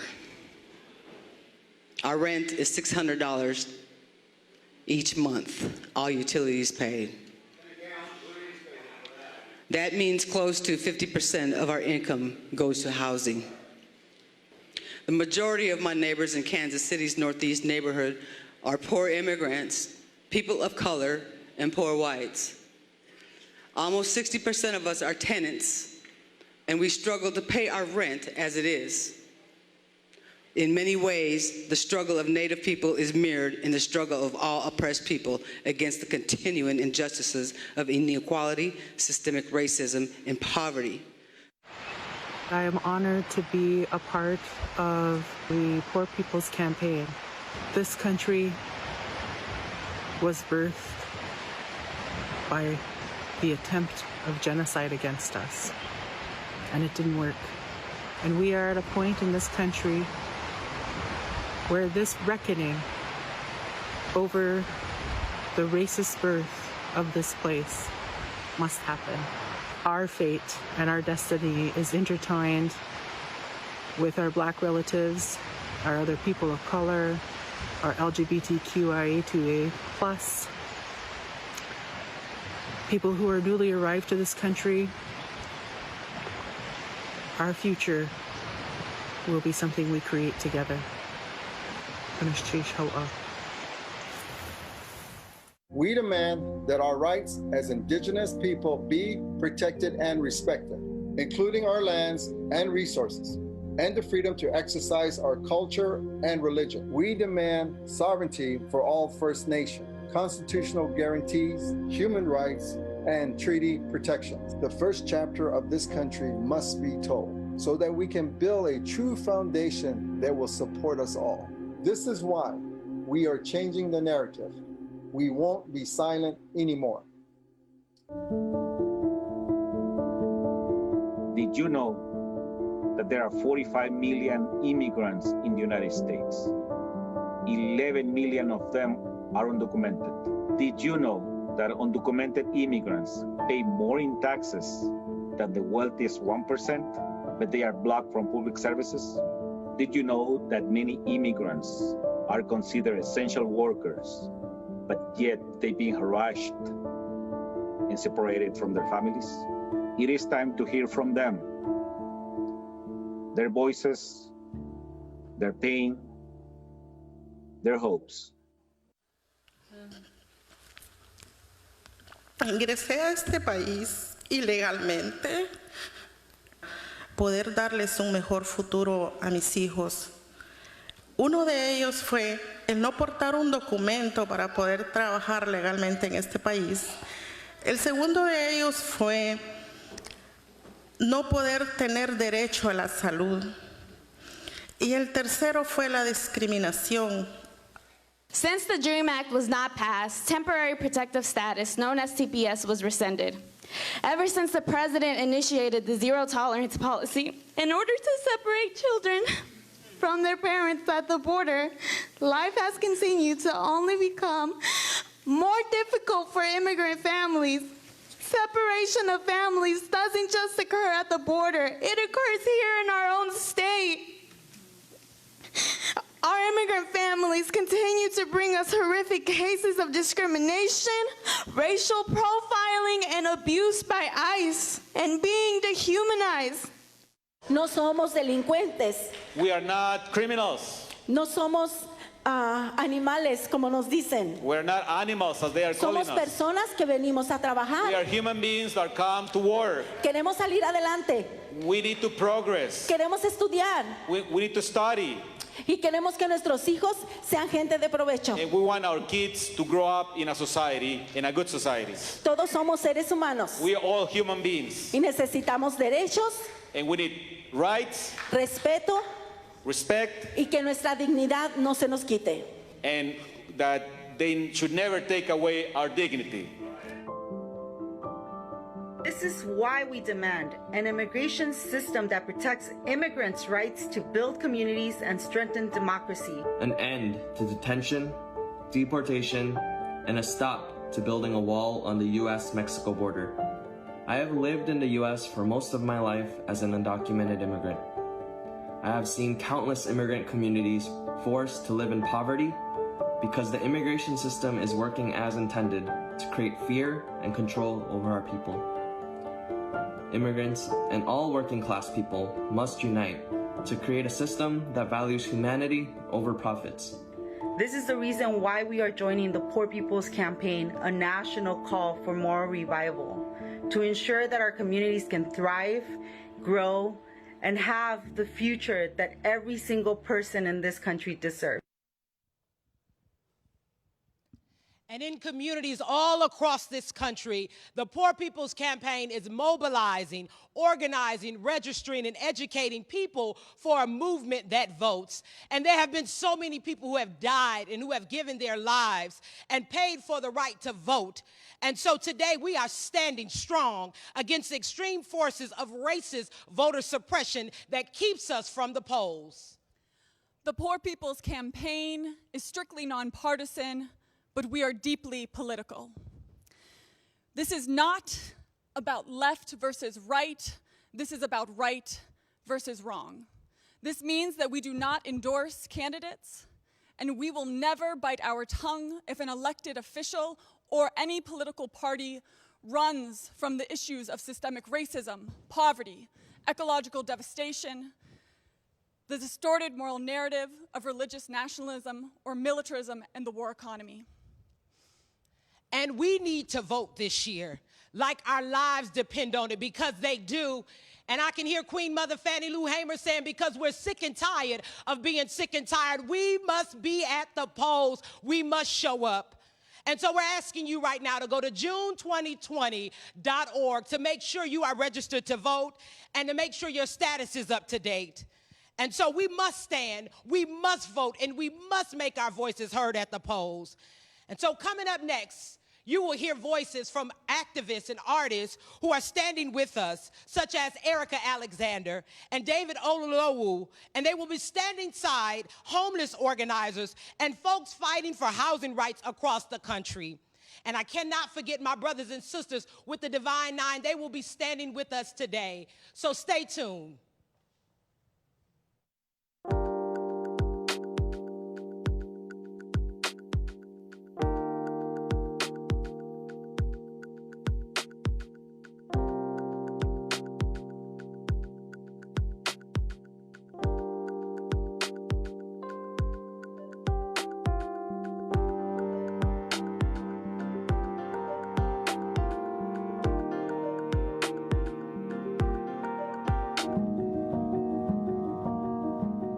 Hi, my name is Erica Alexander, and I'm very happy to be in support of the Poor People's Campaign, a national call for moral revival. Many of you know me from the roles I've played, but I was born in the mountains of Arizona. Both my parents were orphans. My father was an itinerant preacher, and my mother was a teacher.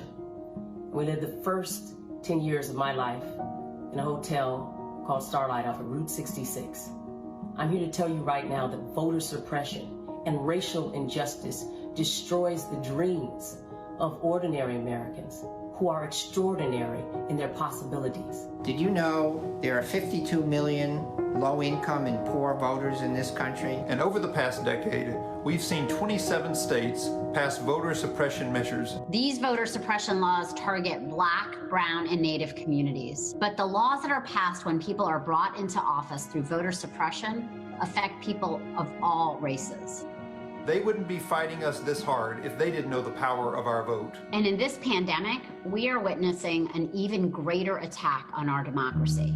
And let's now hear from the people on the front lines of this crisis. My name is Braxton Brewington, and I am a senior at North Carolina A&T State University. I don't see a difference between gerrymandering and the 3/5 compromise. I don't see the difference between racist photo ID laws and a poll tax. Ever since Black people and women have earned the right to vote in this country, we've seen the suppression of democracy sweep across this nation and unfortunately penetrate the state of North Carolina.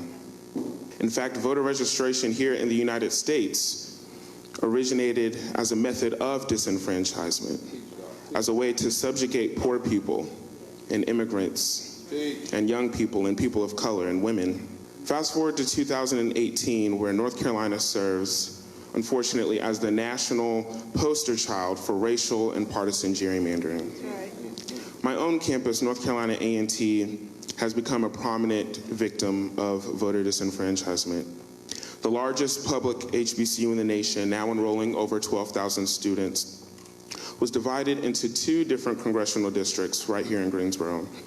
And they did this to us intentionally because they know the power of our vote. I'm from Dodge City, Kansas, known in history as a cowboy capital, as well as the wickedest little city in the West. And the latter still holds true today. It's a Latino majority community run by a group of people as diverse as a 1950s TV ad, which is to say, not at all. Access to the polls should not be one of those issues that has become partisan, but unfortunately in Dodge City and across the country, it has. It's a city with nearly 30,000 people and 14,000 registered voters. Those voters have one polling place located in one of the few affluent and white areas of town.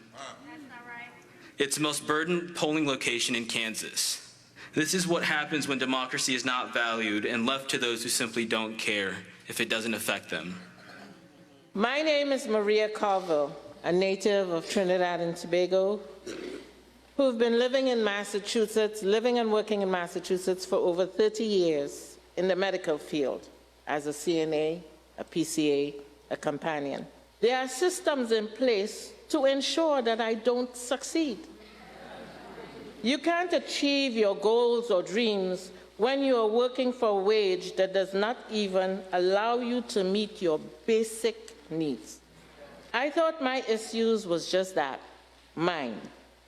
I found out I was not alone. Millions of people have the same problems that I was experiencing. We are all hostages of poverty, primarily because we lack the knowledge of truth. We are the solution to every problem that we face. In your brokenness, to unify, mobilize, come together, because then we are stronger than the forces against us. Broken, busted, and disgusted in one voice. Speaking truth to power. I found my voice when I joined a cause bigger than myself. That cause is you. This is why we demand a restoration and expansion of the Voting Rights Act. An end to racist gerrymandering, same-day registration, early voting, and an election day holiday. We also demand that people who are formerly incarcerated have the right to vote. They have paid their debt to society, and they are human beings. We demand that they have the right to vote. It is time for us to come together and build a movement to assure that democracy will survive. And that's why I'm part of the Poor People's Campaign, a national call for moral revival. Hi everyone, I'm David. To vote is to be heard. To be heard is to bring about change. So, in this moment, use your power, use your vote, bring about that change. That's why I'm part of the Poor People's Campaign, a national call for moral revival. The National Panhellenic Council, representing 9 African-American Greek letter fraternities and sororities, are affectionately referred to as the Divine Nine. They are proud today to be a part of this digital justice gathering, the Mass Poor People's Assembly and Moral March on Washington. We raise our letters high as we join with the Poor People's Campaign, a national call for moral revival to build a movement to force this nation to address the interlocking crises of systemic racism, systemic poverty, ecological devastation, militarism, and the war-based economy and the distorted moral narrative of religious nationalism. I, a life member of Alpha Phi Alpha Fraternity Incorporated, join these great leaders of the National Panhellenic Council in declaring. Hello. My name is Vanetta Cheeks Reeder. I'm the 34th National President of the National Panhellenic Council Incorporated. I am also a proud member of Sigma Gamma Rho Sorority Incorporated, and together we rise.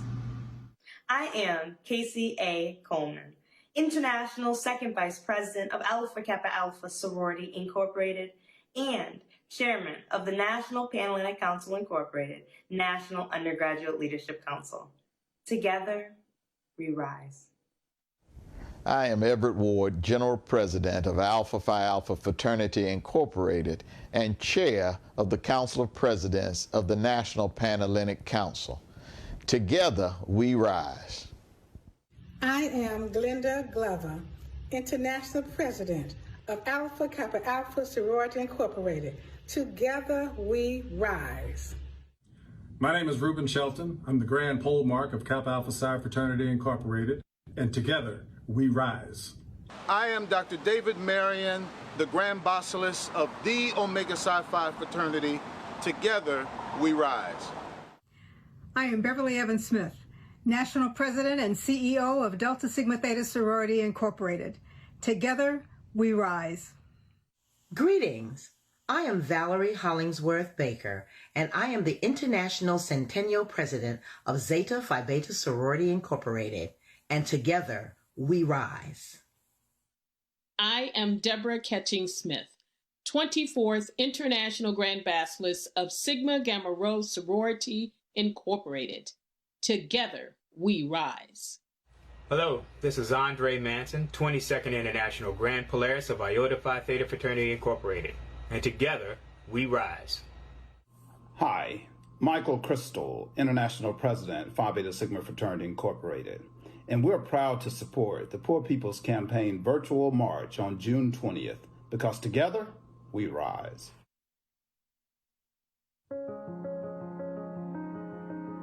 Did you know that 8 to 11 million people are homeless and on the streets right now? 1.5 million of them are school-aged children. But in this country, we have more housing units than people who need them.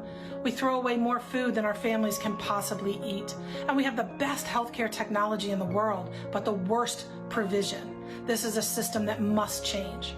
It's now time to hear from the front lines of this crisis. My name is Anu Yadav. I'm an artist, I'm a playwright, and an actress, and an educator. I started out doing this work, doing housing organizing as an ally, or so I thought, to public housing residents who were protesting the demolition and forced relocation of their homes. But when I lost my housing, healthcare, and income all at the same time, I was terrified, panicked, and I went to the people that I thought I was an ally to because they were guiding me. I am the daughter of Indian Hindu immigrants to this country, and this movement is for my father, who struggled with steady work, who blamed himself for not having enough for his family, who was in and out of the psychiatric ward of a hospital, and who killed himself when I was 10. This movement is for my mother, who raised me and my brother without anybody around, without anybody. And this movement is for me, and this movement is for you, each of us, all of our family members, because no one gets left behind. I myself am a worker for IHSS. I'm a care provider. I'm a single mom. I just barely got into low-income housing and Fireball, and I have been homeless, not necessarily sleeping on the streets, but with my child, have had to live with somebody because I could not afford to rent in my own apartment. But thanks to low-income housing, I do now. And my life's getting a lot better. And my mom had died out there. And it's not something I wanted to have to deal with, but I do, and I'm here because I don't want her to have died in vain. I had to go down there to G Street and look for her when I wanted her to be a grandma to my kids. And those places are scary sometimes because they're hiding in the dark because they're not allowed to be there. And they're gonna get in trouble if they're hiding from the police and they're hiding from being harassed. Give them a place where they can go. If they can't be anywhere else, give them somewhere. My name is India, and I'm a 38-year-old mother of 5. Arkansas is the only state in the U.S. where landlords are not required to make home repairs, so they often refuse. I've woken up in the morning to use the restroom, and when I flushed the toilet, feces came out of the faucet, straight into the tub. When this happened, I had to hurry up and clean it because this is the same tub that my children need to get ready for school in every morning. You think that this could only happen once, but this was my experience in not one, not two, but 3 different homes I rented that were owned by 3 different landlords. These dangerous, unempathetic practices are part of a system that has been set up by the privileged and wealthy against and to the detriment of me and all of the working class poor people. But what they did not count on was us galvanizing our collectives, us drawing strength from those who came before us unifying, standing shoulder to shoulder, empowering each other, us loving to get in good trouble, and us being that new and unsettling force who will not stop until we have safe housing for all people and for future generations to come. My name is Zalonda Woods, and I'm a member of the Homeless Union. We believe that when poor people name their own priorities because they know their own needs and know what needs to happen, that real change will be produced. If poor people are not allowed to speak these priorities for themselves, no one else will. I understand some things about poverty because I am a poor person, having 4 children living off of disability due to chronic medical conditions. I have been forced out after speaking out about substandard living conditions in Greensboro and homeless after aging out of foster care. But this is not just about my story. This is about how there's too many people in situations like mine. And when there's this many people getting evicted and separated from their families and getting criminalized and becoming homeless, then we know it's not just about one of us. 23 families face eviction every day in Greensboro, and more than half of these people wind up homeless because of it. And the vast majority of these folks are people who have already been beaten up by the system: Black folks, brown folks, disabled folks, elderly folks, and children. But the people who maintain this system don't want to talk about it. They want to blame us and blame this mess on us, like it's our individual choices that got us into this. We have to correct that. We have to remind people that mass homelessness is not an individual moral issue. Mass homelessness is a society's collective moral failure. This is why we demand housing for all. We demand an expansion of public and affordable housing. We demand relief from household and mortgage debt and rent payments during this crisis. We demand expanding SNAP and other programs to meet nutritional needs. This is why we're changing the narrative. We won't be silent anymore. Public education is under attack. Did you know that half of kindergarten through 12th grade students are in segregated schools? Did you know that 1.5 million students were homeless in 2018? Were you aware that student debt is now over $1.5 trillion, affecting 44 million households? Now you will hear from people who have been impacted by this crisis. Hi, I'm Randy Weingarten, President of the American Federation of Teachers. On behalf of our 1.7 million members, we are so blessed to be here partnering with the Poor People's Campaign Mass Assembly and all of you as we raise our voices and take action together for a better future. Meanwhile, Black and brown students whose schools were denied almost $500 billion, yes, I said $500 billion, in the last several decades, are now being told by Republicans in the U.S. Senate they should return to schools with even less funding. This immoral attack on our nation's children and the undermining of public education and public higher education must end. Let me introduce myself. My name is Carla Mendez Guerrero. I am deaf. I myself am the first in my family to go to college. And I do admit I have struggled, I've been struggling financially. My father's income increased recently, but then that resulted in them cutting my financial aid. So his increase in income isn't enough to support my schooling. College is so expensive, I'm overwhelmed. There are actually 120 students at Gallaudet that have had to leave school due to financial issues. They can't afford food, their dorm, their transportation. That's actually 10% of our undergrad student body at Gallaudet. We're trying to follow our dreams, but they seem impossible without support. As a young person living in Harlan County, I think a lot of times our voices are put down. A lot of people around here don't really realize the issues that are going on. And I think that it's time that we, as a people, educate the people that don't know what's going on in their communities. It's time that we show our elected officials, our state legislators, what's going on, and that us young people know what they're doing.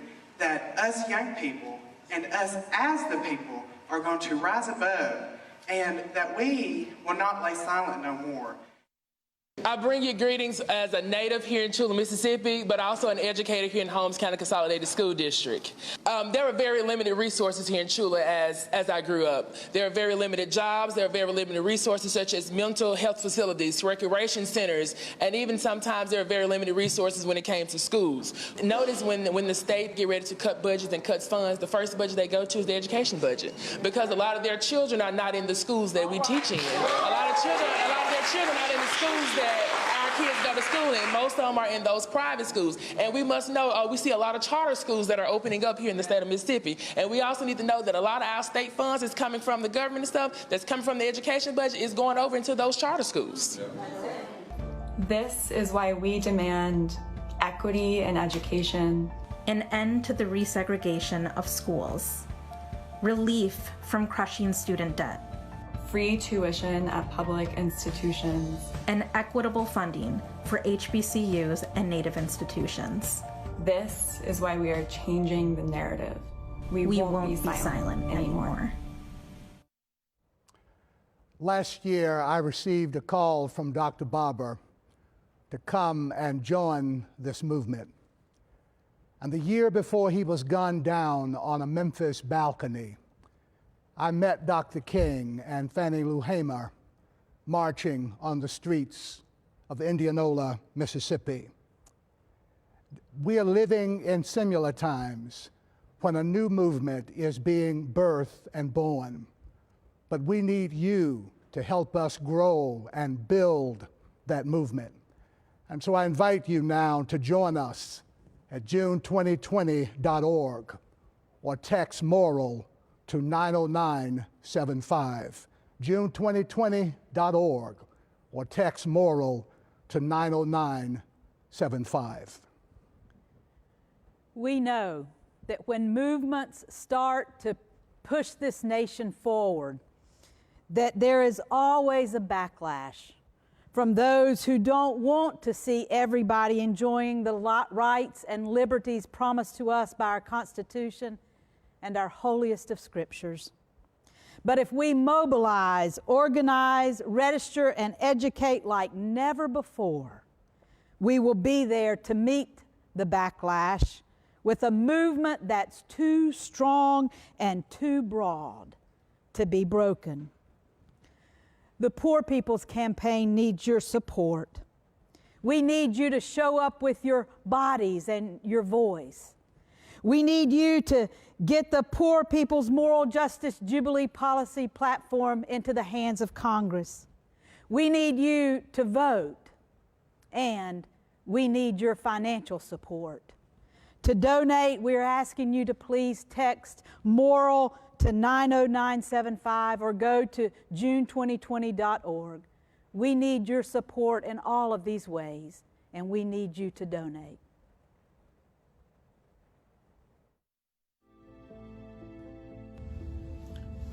Hi, I'm Dante Sharp. I was wrongfully convicted of murder in 1994.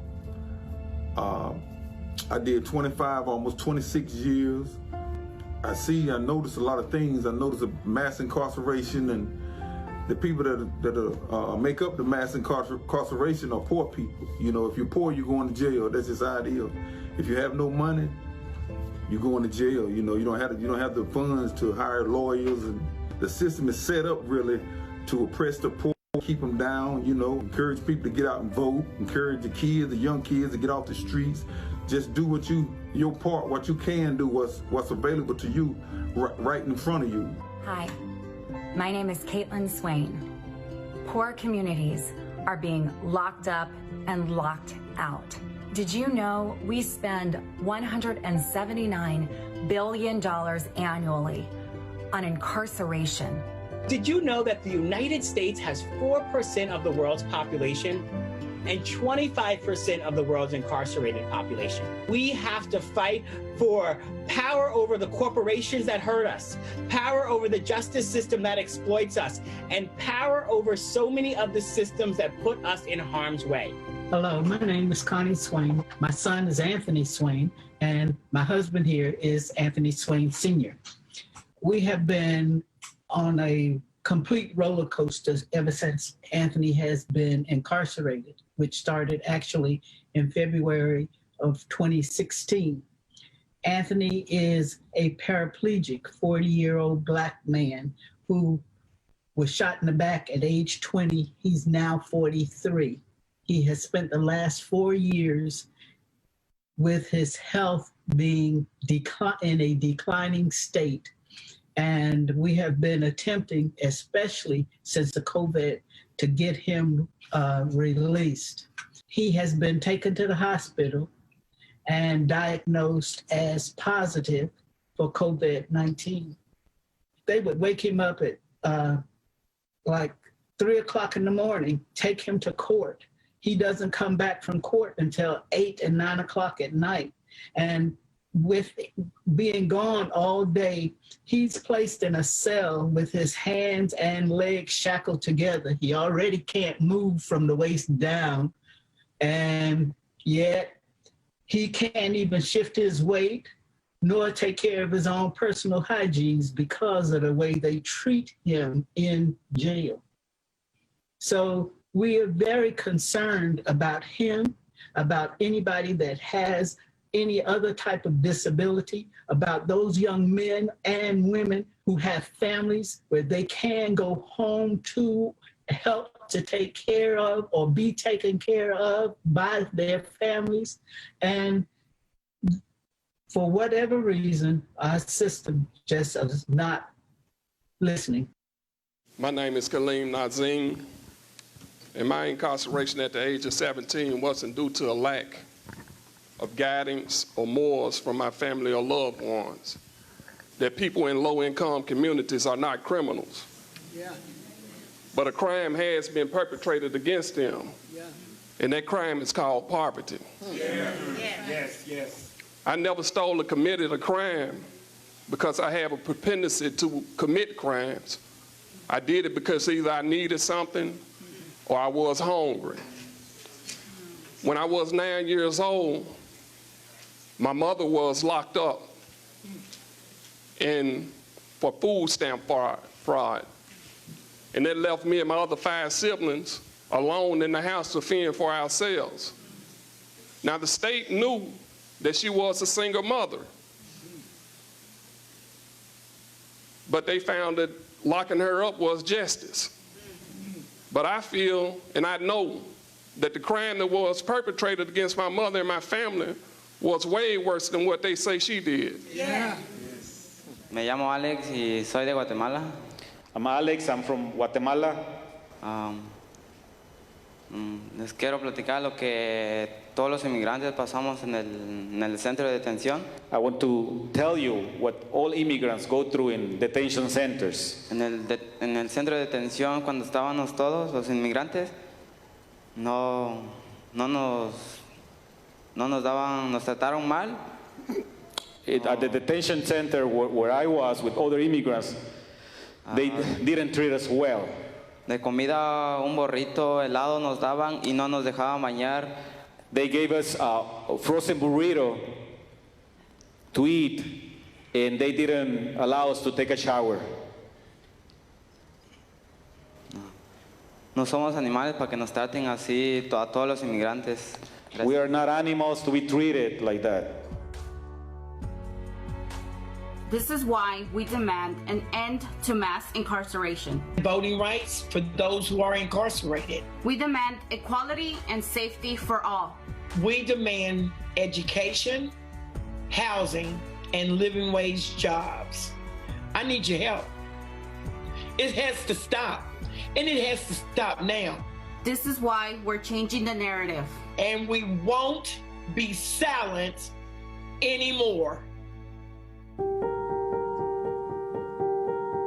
The military budget is over $738 billion, and majority of it is going to military contractors. Just one of those military contracts could pay to expand Medicaid in 14 states. Did you know that 54 cents of every discretionary federal dollar goes to the military, and only 15 cents goes to anti-poverty programs? It's time to change all that. Let's hear from the front lines of this crisis. My name is Chris Overfeld, and I'm with Veterans for Peace. I was a hydraulics mechanic in the Air Force National Guard, and it is no secret that there's always enough money for a bigger military and more jails, but never enough for education and the poor. When I joined the military, I had no idea that the United States military has over 1,000 bases worldwide. Why do we keep such a strong presence throughout the world? The short answer is to provide Western capital with continuous access to foreign resources and markets. Most of the military budget is used not to fight wars, but to exercise soft power in the support of American capital. Instead of a deployed military ensuring the wealth transfer continues, we have a deployed police force that protects the wealthy from the poor. When I joined the military, I had no idea that the best way to end American militarism abroad is to end it here in our community. There are 4 ways to do this: end the occupation of our minority community by the police, end the war on drugs, provide access to health care and education to all people, and end the war on immigrants by defunding ICE and the Border Patrol. We will not get rid of our problems by bombing them away, by shipping them away, by throwing them behind bars. According to the Department of Defense, for the fiscal year 2017, we spent $606 billion on the Department of Defense.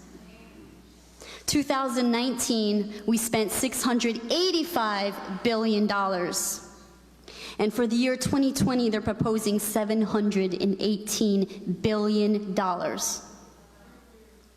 To put this in perspective, for the year 2020, the Department of Education is only getting 9.9% of that amount. I'm Reverend Shauna Foster, and I am representing veterans with About Face Veterans Against the War. You get promises with the military-industrial complex that we have to spend on defense for our own security. But after 16 years of war, 1.2 million civilian deaths, and 10 million refugees, is anybody more secure? No. Right. Most of the national budget is for war, and most of that money is given to private corporations, not to a publicly owned and accountable military, and not to the poor people who make up the majority of the 3 million veterans who have served in these last wars. These wars, they serve no moral purpose and no economic benefit. And military members are forced to carry out the spiritual death of this nation. But the spirit will not die, because veterans and poor people across the land, we are a resurrection people. The Pentagon budget is more than what the government spends on agriculture, education, environment, diplomacy, housing, science, and veterans combined.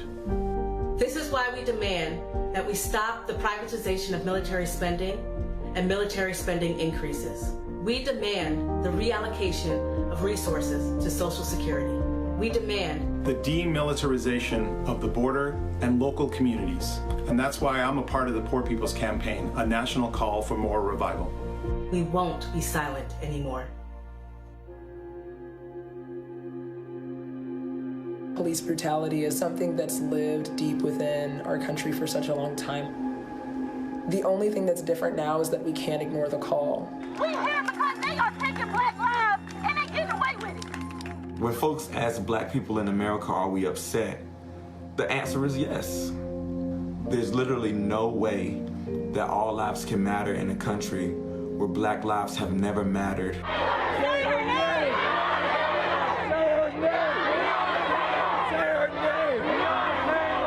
Living in America is a constant state of mourning.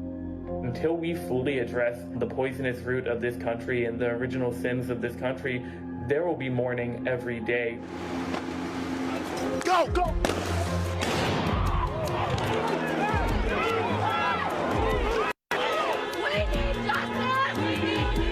Being out in the streets, it feels revolutionary. With this amplified police presence, it's terrifying. We were tear gassed, we were pepper sprayed, and many were shot with rubber bullets.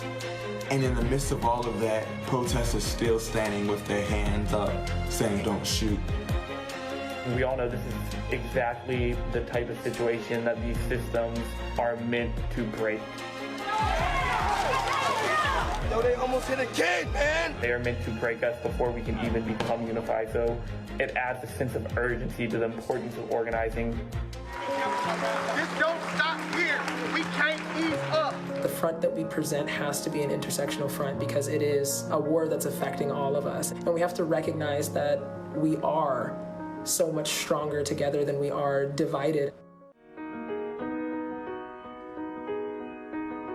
These uprisings are going to continue to happen until we have built and fought for a government in a country that treats people with human dignity, that provides for food, housing, healthcare, education, jobs, and an ability for people to live lives worthy of meaning and dignity in this country. That's why I'm a part of the Poor People's Campaign, a national call for moral revival, because this is the way that we're going to do it. Organization is the only way to build the world that we deserve, the world that we have already earned, the world that our descendants and our children can be proud of. Did you know, because of the Department of Defense's 1033 program, excess military equipment like tanks, grenade launchers, and other weapons of war are being sent to law enforcement agencies? Did you know that over 36,000 people die from gun violence every single year, including 2,800 children? Did you know that border immigration enforcement spending has increased by 900% over the past 40 years, with 11 times as many deportations during that time frame? My name is Claudia de la Cruz, and I'm an organizer, a theologian, and a mother. And as someone who was born and raised in the poorest congressional district in the United States, which is the South Bronx, and has witnessed firsthand the brutality and the terror that is inflicted by the state through its police department, there is no other option than walking and working on the side of justice. I think mothers, and I can speak to as a mom of a Black boy who is growing up in this country, in this society, that when George Floyd was killed, there was a call that he made, and he called for his mom, and I think most mothers who saw that clip of those 8 minutes and 46 seconds when the life was being taken out of this man and heard him call for his mom, heard our own children call for us.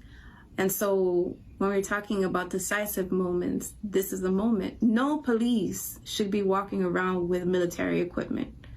No police department should have tear gases or rubber bullets, or tanks. You know, it's ludicrous, it's crazy. And only in a crazy society would we accept that as the norm.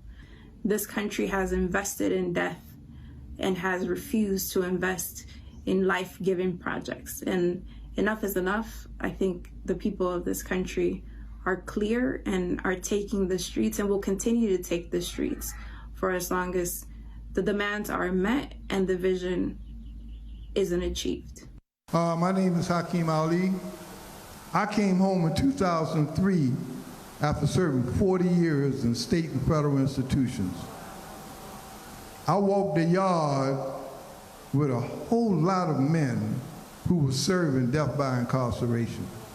When I was 15 years old, here in the city of brotherly love, Philadelphia Finest decided that I couldn't be out after curfew, so two very, very large, red-haired police officers cornered me on 60th Street in West Philly. I was about 3 blocks from my home. I'm a young guy. I'm from the street. And when they approached me, I didn't know who they were. Lights was all in my eyes, and I tried to defend myself.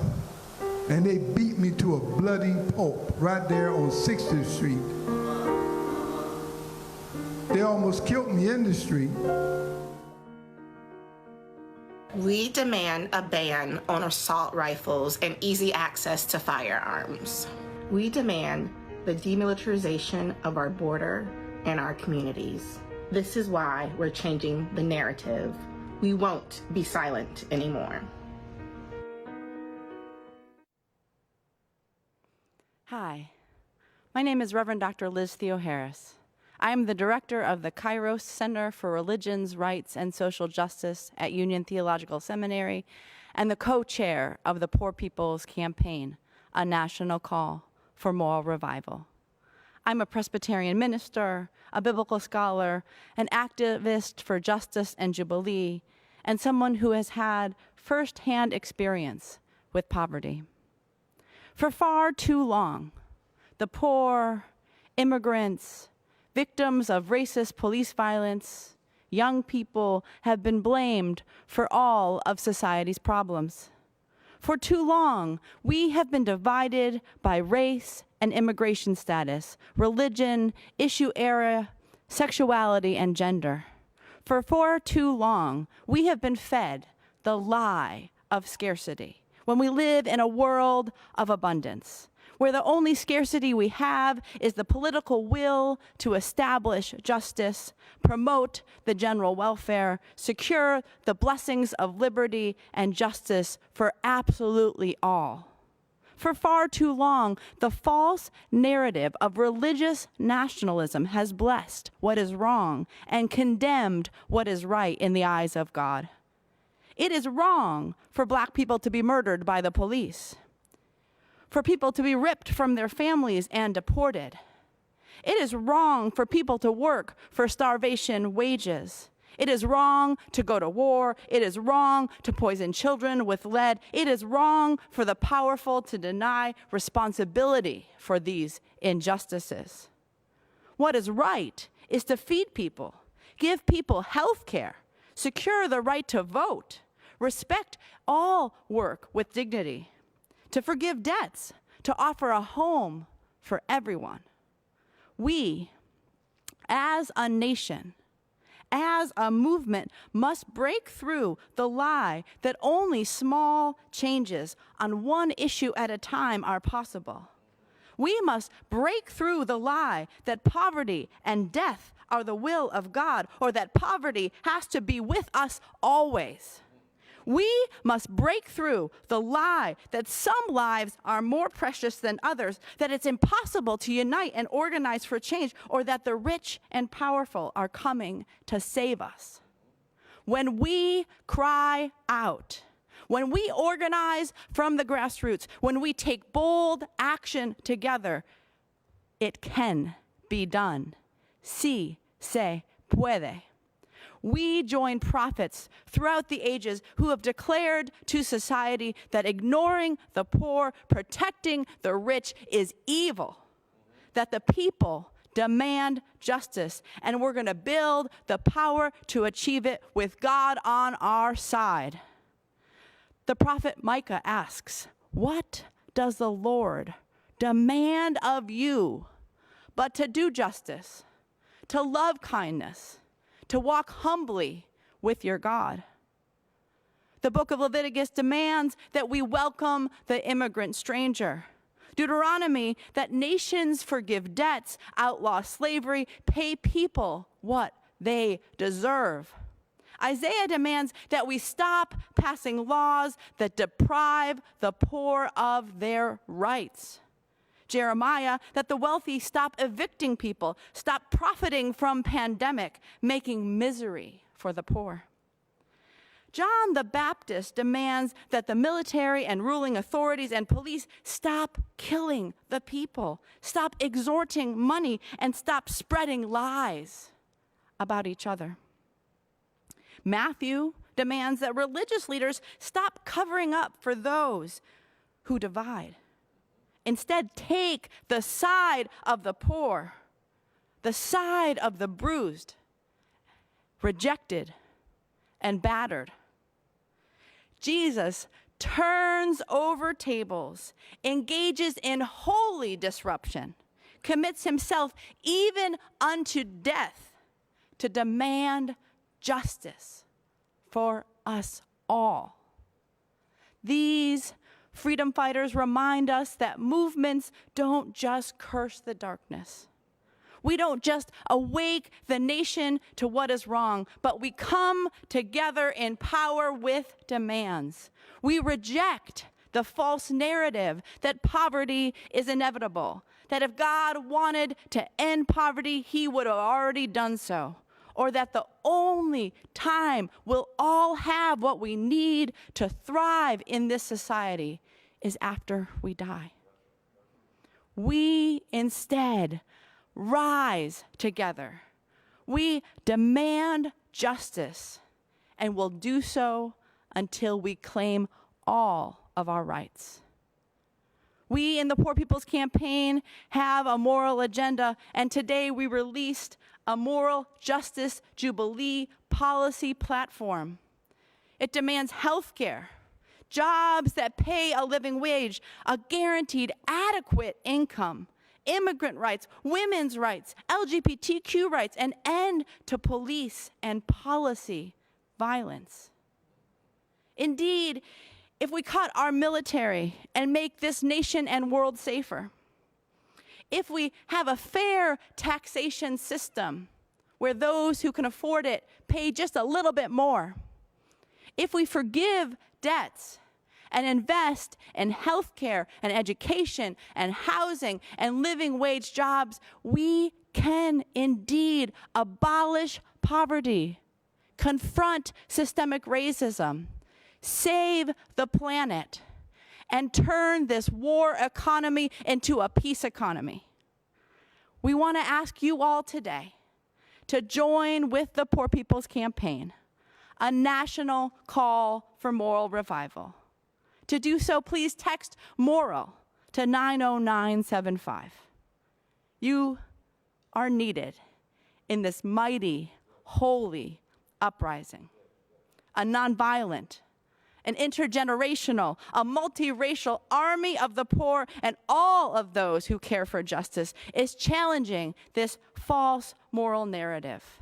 We're building power among the 140 million poor people, low-income people, people on the edge of precarity and despair. And we're rising up for truth and justice and love. May peace and blessings be upon you. My name is Linda Sarsour. I was one of the national co-chairs for the Women's March on Washington. I come here as a Muslim because my faith teaches me that I must stand with the most vulnerable people in my society. My God doesn't just tell me to go pray in the mosque. This act that we're doing today is an act of worship because my God is a practical God. So I'm here today to that you can count on us, our communities, Muslim communities, women across the country who have joined the Poor People's Campaign at state capitals, that we will not be silent, that we will be unapologetic, and that we are willing to put our lives on the line for the most marginalized people in our society. I'm Rabbi Sharon Brous from Ikar in Los Angeles, and I stand here today representing millions of Jewish people around the country, some here in this place and many in state capitals across the country. The oldest and the boldest formula for economic justice comes straight out of the Hebrew Bible. In the 50th year, the Jubilee year, the great shofar is sounded and two things happen. All of the slaves are freed and all property reverts back to its original owners. This is a holy reset button that is pressed. It is a sweeping and a revolutionary act of economic redress that is rooted in the assumption that in a just society there can be no permanent class of poor, that the destitute, the exploited, the downtrodden deserve a fair shot and they deserve their fair share. That's right. And most astonishingly, overturning those economic systems benefits not only the enslaved and the poor, it actually saves the society from breaking. Proclaim liberty throughout the land for all of its inhabitants. 50 years after the assassination of Dr. King, we declare a jubilee. We lift our voices for justice. We put our bodies on the line for mercy. And together we will proclaim liberty throughout the land. Want to salute the great legacy. Martin Luther King Jr., Fannie Lou Hamer, Ella Baker, and all of those who came together to ensure that poor people would be at the center of our social vision, at the center of our analysis of power, at the center of our hearts, minds, and souls. I salute Sister Liz and Brother Barbara for what they are doing. I'm there in spirit. Let the enactment and embodiment of the legacy of bringing all of us together, the rich legacies of Dorothy Day, our vanilla Catholic sister, and Rabbi Abraham Joshua Heschel, our dear Jewish brother, and Grace Boggs, our Asian sister, and indigenous people, Russell Means and others, the labor movement, religious folk, be they Hindu, be they Jewish, be they Catholic, be they Protestant, be they Buddhists like bell hooks, all of us together focusing on the precious humanity of poor and working class brothers and sisters made in the image and likeness of a God that we serve and will be faithful unto death. Let us come together. Let us be together. Let us struggle together. Let us continue to fight together. This Poor People's Campaign is a light in a moment of darkness. It exemplifies a love in a moment of hate. I'm there with you in spirit. Right on. We call to you from all corners of this nation. We are the Poor People's Campaign. A national call for moral revival. And we are here because somebody is hurting our people. Somebody's killing our people. And it's gone on far too long. And we won't be silent anymore. Today and every day. We are called to be a movement. We unite. We side with the poor. We are the poor. We are the 140 million. We are people of crisis and of faith. Poor folks know how to find love and joy and hope in desperate times. Know how to dare to struggle in perilous times, which these are. These times require a Poor People's Campaign and a national call for moral revival. To fight the interlocking evils of systemic racism, poverty, ecological devastation, militarism, and a war economy, and the distorted moral narrative of religious nationalism. Our backs are against the wall. We've got no choice but to push. Langston Hughes spoke for us. Oh yes, I say it plain. America never was America to me, and yet I swear this oath, America will be. America must be. America's gotta be. America will be made new with a movement from the bottom up.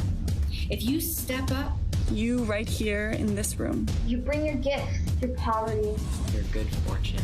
Your hearts and minds and voices and bodies. Your time and talents. Your stories and courage. A new nation is possible. A new world is possible. Across the nation, people are losing their fear. There's no going back now. We don't want to go back to normal. Normal? Normal in America got George Floyd, Breonna Taylor, Ahmaud Arbery, and Tony McDade murdered.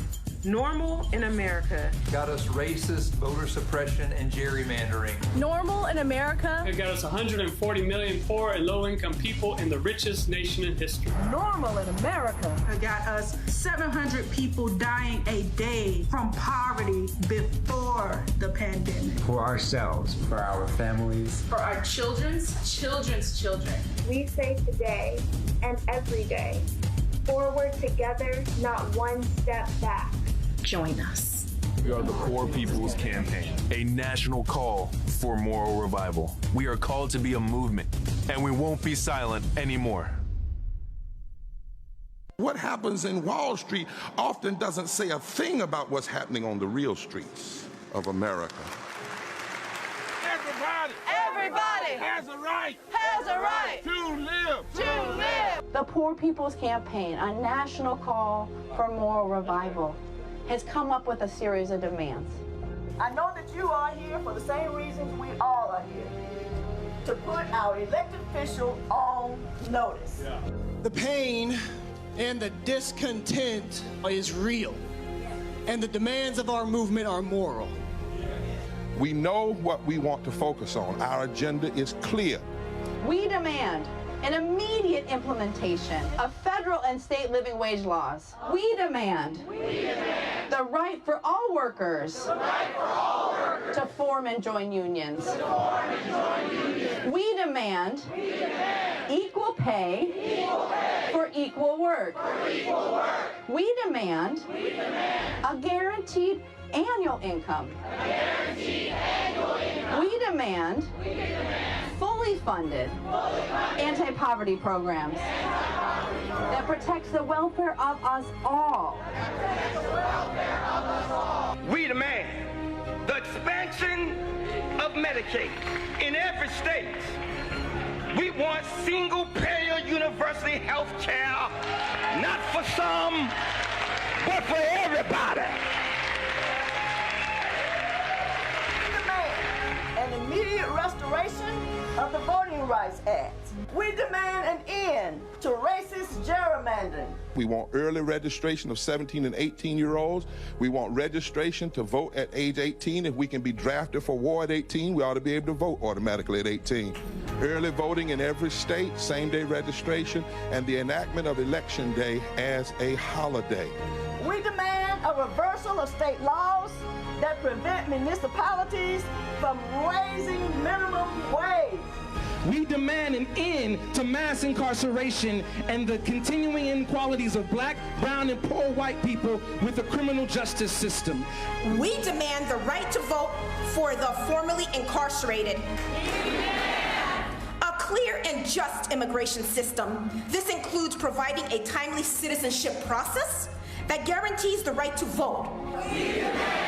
The First Nation, Native American, and Alaskan Native people retain their tribal recognition as a nation, not a race. We demand decent housing. We demand relief from crushing household, student, and consumer debt. We demand equity in education. We demand an end to the resegregation of schools. We demand free tuition at public colleges and universities and an end to profiteering on student debt. Equitable funding for historically black colleges and universities. We demand the repeal of the 2017 federal tax law. And we demand that the wealthy and corporations pay their fair share.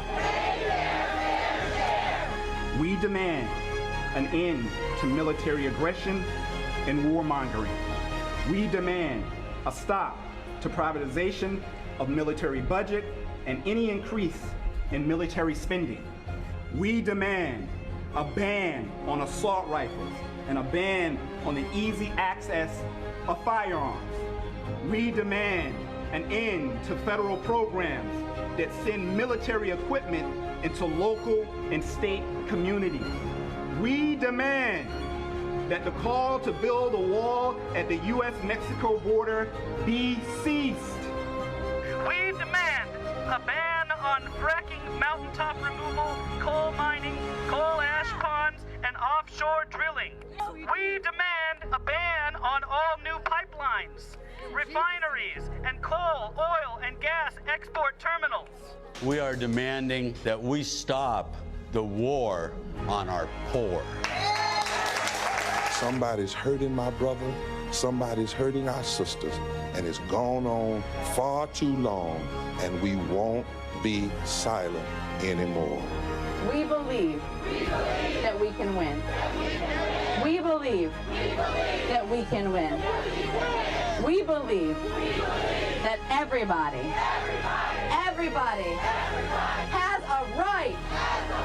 has a right to live, to live, to live, to live, to live.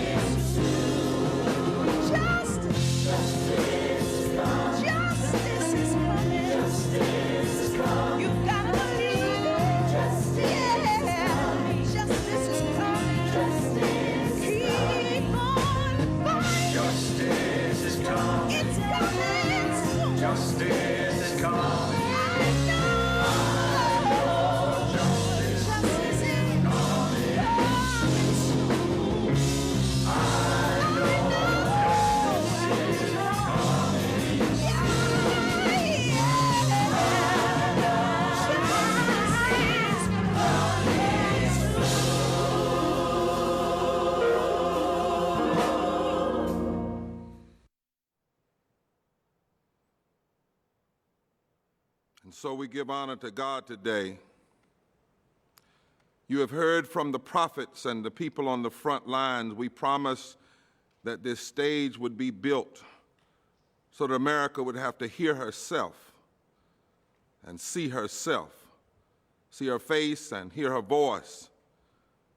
We must change this narrative and change this reality. I want to take a moment and also honor in their absence, because they could not be here due to the COVID and all that's happening, the mayor of the original Poor People's Camp, Reverend Jesse Jackson, and the policy director who works for the Children's Defense Fund, Mary Wright Elderman, the founder. It's time for transformation, reconstruction, and revival in America. 2 years ago, we were together on the National Mall, Liz, and in Washington, D.C., and over 25,000 of us from every corner of this nation walked in a solemn procession to the steps of the U.S. Capitol to declare that we were relaunching the Poor People's Campaign, a national call for a moral revival, with our eye on the Reconstruction movement of the 19th century and the Poor People's Campaign a half century earlier in the 20th century. We did not pledge to sit in or camp out on the National Mall, but to go home to Alabama and Alaska, to California and the Carolinas, to Mississippi and to Maine. We went back to build a movement, permanently organized communities of people from every race, creed, and culture and sexuality who are ready now to rise up together and shift the moral narrative in this nation. We did not know then all that would transpire in this nation and in this world, but we sang a pledge to one another, Dr. Petty and Dr. Jackson. Somebody's been hurting our people, and it's gone on far too long, and we won't be silent anymore. We committed to do more, mobilizing together, organizing together, registering together, educating together, people for the movement who vote, and to educate this nation together on the long train of abuses which had persuaded us that now is the time for transformative change. Frederick Douglass famously said, "Power concedes nothing without a demand. It never has and it never will." And that's true, but Brittany Cooper's recent book, Eloquent Rage, adds a crucial point. Power concedes nothing without an organized demand. Today, we have seen the faces of poverty and we've heard the cries of America's poor. We did not know that this mass gathering would happen amidst weeks of a public mourning and cries for racial justice in our streets. We had planned to be on Pennsylvania Avenue right in front of the White House before the pandemic hit. But we know there are plans that are higher than our plans. And there is a timing that supersedes our time. It's Kairos. And in the long arc of human history, there are moments when the universe itself groans and declares, it's time. In the scriptures, there is a text where Jesus takes up the ancient prophet Isaiah and declares, "The Spirit of the Lord is upon me to preach good news to the poor, freedom to the prisoner, recovery of sight to the blind, release to the oppressed, healing to the brokenhearted, and proclaim the year of the Lord's favor." When Jesus read those words at the synagogue in the ghetto of Nazareth, it wasn't the first time the prophet's message had been proclaimed to the people, but Jesus came along at just the right time and said it's time. And we've gathered together to say it's time, America. It's past time. And we were born at the right time, and we are rising together at the right time. Each person with us today, each person hearing the voices of the poor and pushed aside today, each of you must know that this may be the reason why you were born. Now might be the very moment that called you into being. Fearsome and illegitimate power and a malignant river of money are attempting to face down what remains of American democracy. What we have is people power, and that is the force that will prevail. And each of you are an irreplaceable part of gathering and exercising our rights. You have waited long for this moment. The ancestors have waited long for this moment. And in this fateful hour, your time has finally come. When we look back to the text of this nation's founding documents, we find these words. We hold these truths to be self-evident. The Declaration of Independence begins trumpeting equality and its promises of life and liberty and the pursuit of happiness for all people. And even though these words were written by a slaveholder and did not match the social contradictions he and others accepted, the spirit of the universe wrote in a repeal clause, because it goes on to say, to secure these rights, governments are instituted among men deriving their power from the consent of the governed, and that whenever any form of government becomes destructive to these ends, it is the right of the people to alter or abolish it and to institute a new government. It's right there in the text. When a long train of abuses demonstrates that a government has become destructive, it is our right and our duty to throw off such government. When we think about all we have heard today in a nation that makes such lofty promises but has accepted such abysmal realities, we must say, after such a long train of abuses, it's time. It's time for a moral revival. It's time for radical transformation and reconstruction. It's time to remake the systems of our common life and to make sure they serve everyone. America, at this mass Poor People's Assembly, you have heard dozens of witnesses testify to a long train of abuses. What begun as genocidal violence against Native and indigenous people and chattel slavery imposed upon black bodies has continued for 400 years in policies and practices that have served the rich and the powerful, while they have kept nearly half of us from having what we need to survive in the richest nation in the history of the world. 140 million Americans are poor and low income, 43% of the nation, and will be 50% before this pandemic is over. 700 people die every day from poverty and low wealth, 250,000 a year and rising. We know it does not have to be this way. It can be altered. A new and better government can be instituted. We know what policies and public commitments are needed to address poverty, systemic racism, ecological devastation, denial of health care, and the war economy. And we know we have the resources to do it now. Now is the time. This is the place, and we are the people. Now, this isn't about conservative versus liberal. That's too puny. This isn't about left versus right, Liz. That's too puny. It's really about life versus death. Yes, on camera, we have witnessed terrible, murderous instances of police violence. But today, through all of these voices, you have seen how socio-political violence has also gripped millions through the interlocking injustices of American inequality. We never see this reality on camera, but it has snuffed the life out of untold thousands whom we hold in our hearts and in our minds and in our spirits. Over a half a century ago, and we don't often talk about this side of Dr. King said, in our society, it is murder to deprive a person of a job or income. Now millions of people are being strangled that way. Millions of people have been crying, I can't breathe. Far too long, this nation has refused to hear them.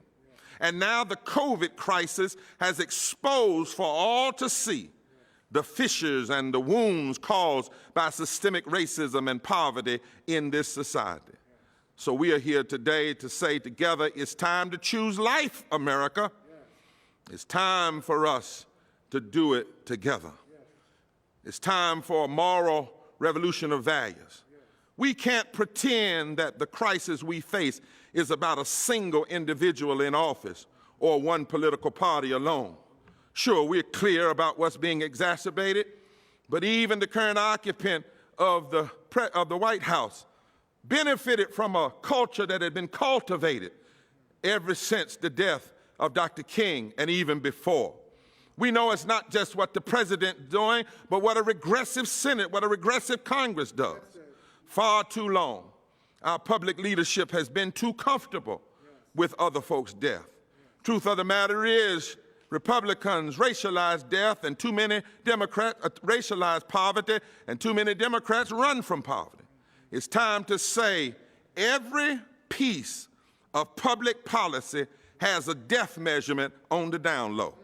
We don't talk about that often, but every piece of public policy, regressive piece of public policy, has a death measurement on the down low. And it's been kept on the down low, but it's time to expose it now. Denying living wages and basic income has a death measurement. Denying health care has a death measurement.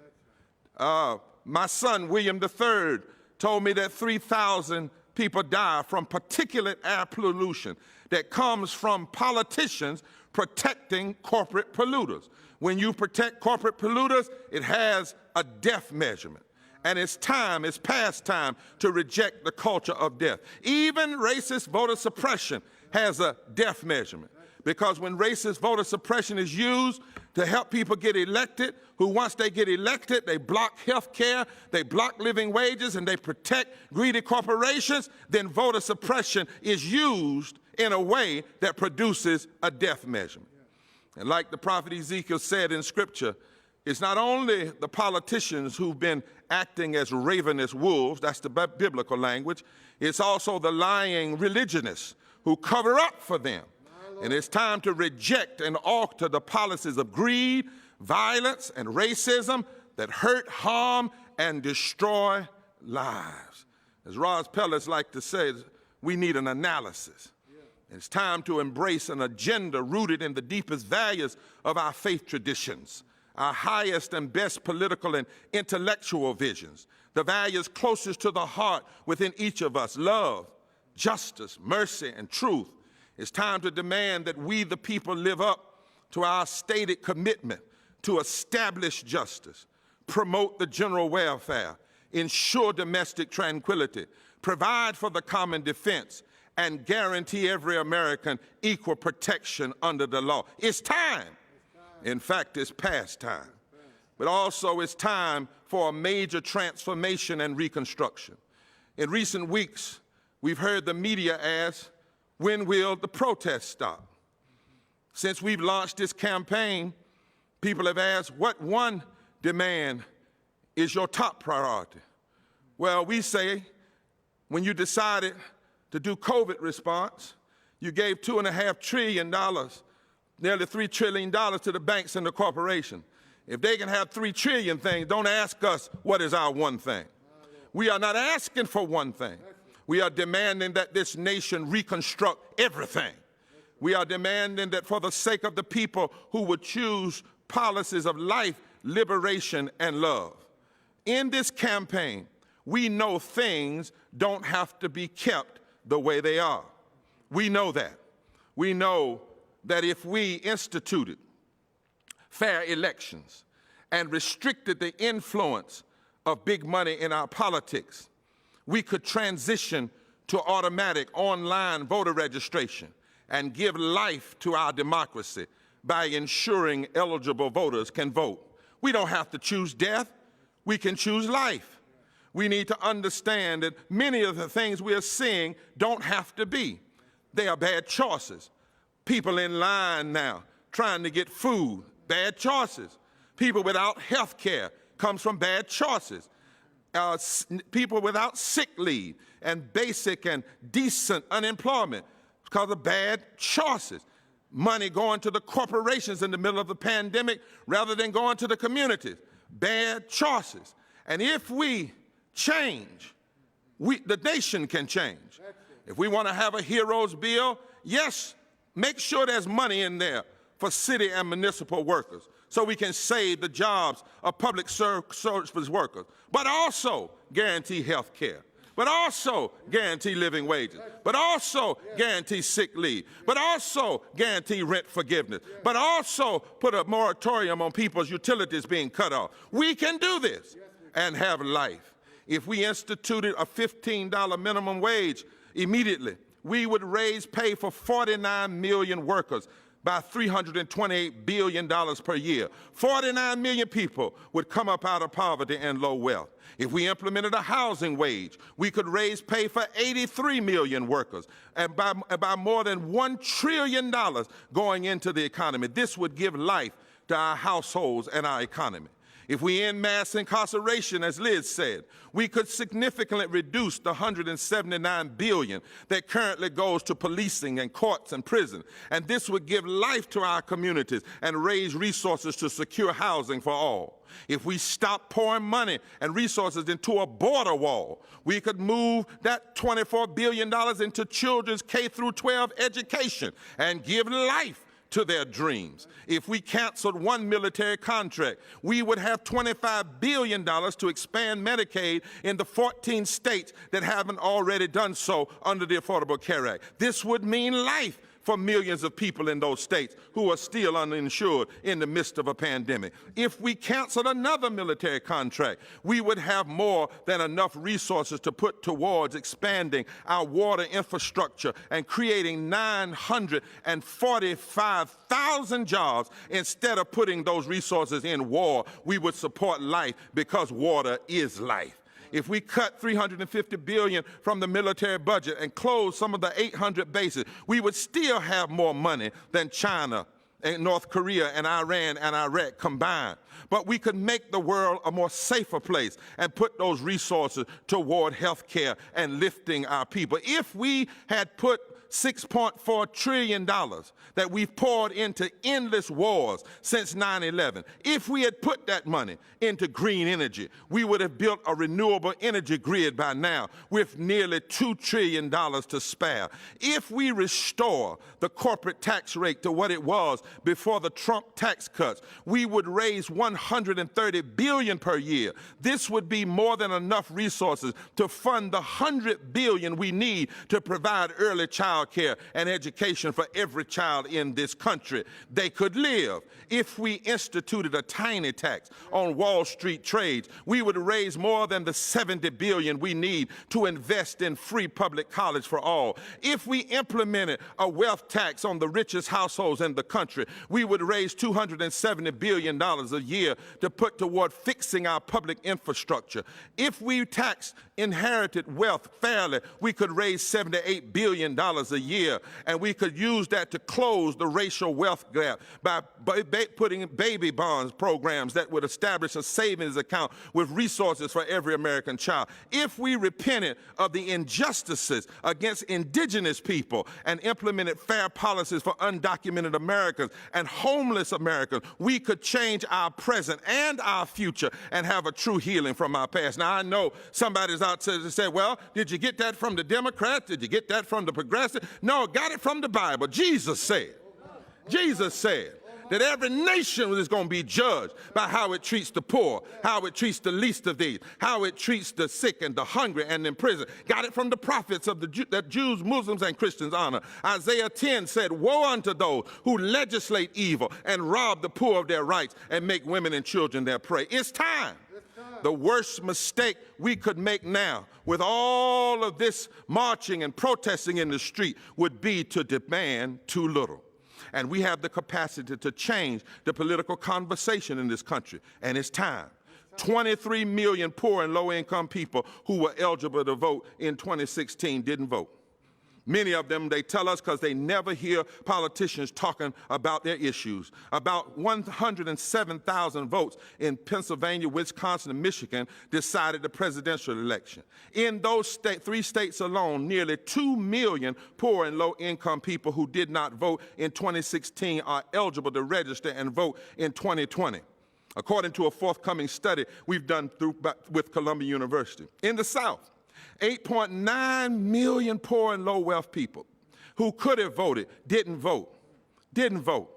Why don't many of them vote? Because they say they never hear their issues of poverty, If we want to change the electorate, if we want to change the political calculus, we have to start talking to poor and low-wealth people and stop lying on poor and low-wealth people, white and black. Most poor and low-wealth people did not vote for the current administration. Many of them did not vote because nobody comes and visits them and talks to them and listens to them and hears their stories and says in their policies how they're going to address the issue of poverty. We have the power to change the office holders.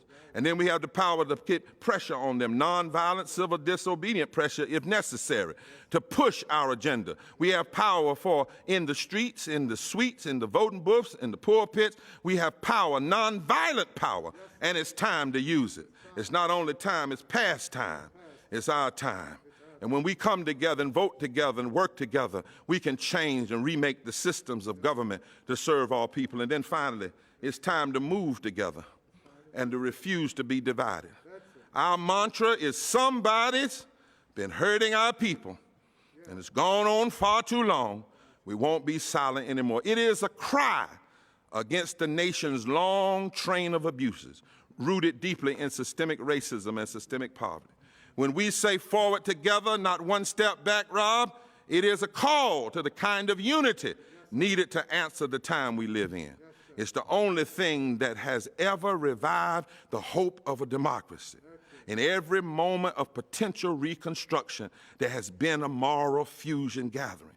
When poor white farmers and formerly enslaved voters realized it was time to form a fusion party across the South and to face down domestic terrorist organizations and white supremacy campaigns, they were able to move together.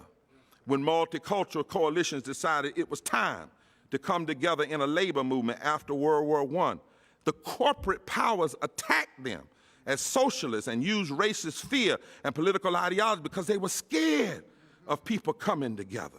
But in the 1920s, A. Philip Randolph and his friends and his allies organized a strike against the powerful Pullman Company, and the Brotherhood of Sleeping Car Porters became the backbone of the civil rights in America for generations. In Flint, Michigan, in 1937, the United Auto Workers took over factories and became a force to reckon with, and a mighty labor movement was born. If you like the 8-hour day and the weekend, you owe it to labor organizers who came together across racial lines. And when poor white folk decided it was time to join black folks and Native nations, Chicano workers, the Poor People's Campaign 50 years ago was founded. And as we face a pandemic, we know America has a long history of dividing people, blaming Chinese or the Mexicans or Spanish or the Indians for disease in the past, scapegoating people by nationality. We know the tricks, but we also know when we decide it's time to unite, oh, there's power. There's power when we come together. The truth is, when you hold on to the truth, justice has never lost. During slavery, it looked like justice had lost, but when Harriet Tubman and Frederick Douglass and some Quakers, Liz, and white evangelicals decided it was time to get together, they formed this fusion movement that brought about abolition. Women didn't have the right to vote, but then Sojourner Truth and others decided it's time. Lucretia Mott, time. Mother Jones, it's time. And they won the right to vote. Plessy versus Ferguson looked like it had the victory, but when Thurgood Marshall got white lawyers and black lawyers and Jewish lawyers and said it's time to take on Plessy, they did it and they won. It looked like Jim Crow had beaten down injustice, couldn't rise again. But when Rosa Parks and Martin Luther King, Bayard Rustin, who was gay, decided it was time to get with white folk like Glenn Smiley and Jonathan Daniels and Viola Wusso and James Reed, when they got together, they tore Jim Crow down. And so we've come together today between Juneteenth and June 21st, the summer solstice, to say it's time. It's time to be real free, not just free, real free. And it's time to show some light in dark places. And that means each of us in this moment needs to take some inventory of our own time on this earth. Let me close here. I don't mean to be morbid, but in this pandemic, we must be honest about the fact that any one of us could be 48 hours from our last breath. I ask you today, if you knew you were going to take your last breath in 48 hours, what would you use your last breath to fight for?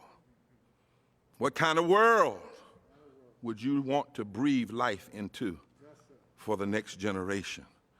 What would you use your last breaths for if you knew they were just a day or so away? Well, it's time to live like our last breath could come any moment.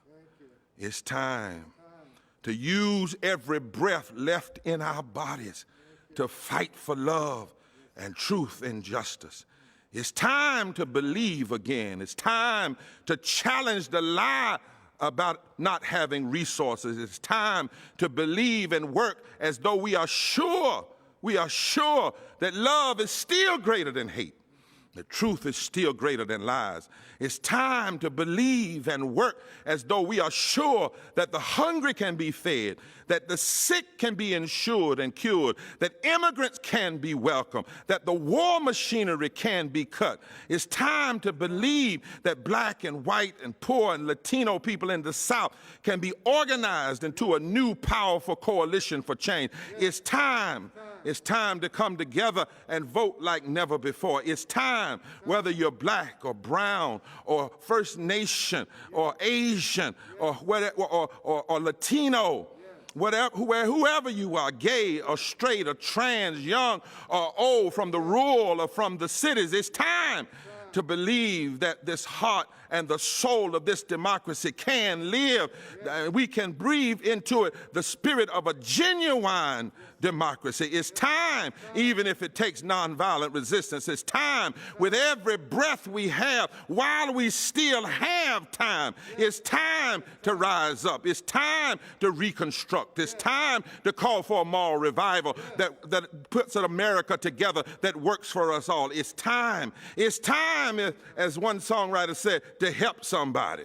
It's time to show this world that is traveling wrong, this nation that is traveling wrong. It's time to show some beauty to a world upwrought. It's time. This is why we're living. It's time to register. It's time to mobilize. It's time to educate. It's time. We are living in time for this time. It's time. It's time. It's time. Come on and join the Poor People's Campaign, a national call for a moral revival, and let's do something in time to change time, because the time is right now. We are in one of those moments that demand a Poor People's Campaign. Our brothers and sisters are sleeping on the streets. For a country this rich to have so many people poor, it's immoral and it's wrong. When we throw away more food than it takes to feed every person, not just that's hungry in this country, but around the world, that is not right. Something is wrong. That is a moral emergency, and that's why we need a Poor People's Campaign. There's other systems here that are oppressing us that voting won't always fix, and that we've got to talk about, we've got to call it out, and we've got to mobilize and build a movement to be able to change these things that our politicians won't always change. But if you don't recognize us, and then it goes back to that second chapter, that we're the forgotten ones. Until we are ready to keep this fight going. Because it's crucial that we make ourselves heard. Let the people vote! That's how you honor veterans. When you hold down the poor, you hold down America. Our backs are against the wall, and we got no choice but to push. We are building a multiracial, intergenerational, nonviolent army of the poor that will break every chain. Every chain. And so we have to come to a point that every attack on the poor will embolden our agitation. Every attack on sick folk will embolden our agitation. Every attack on immigrants will embolden our agitation. We can do more. We can do better.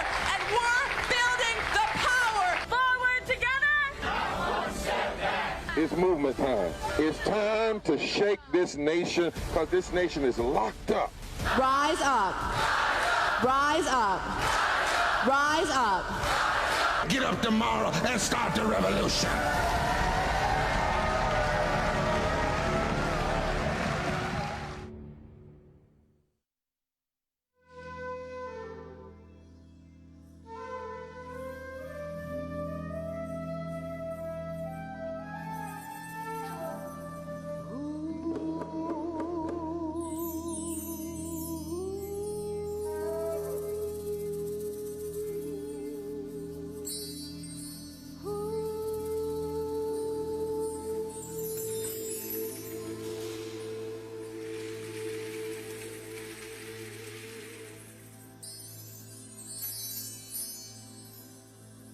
does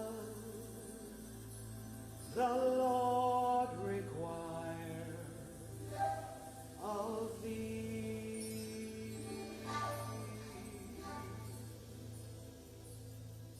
What does the Lord require of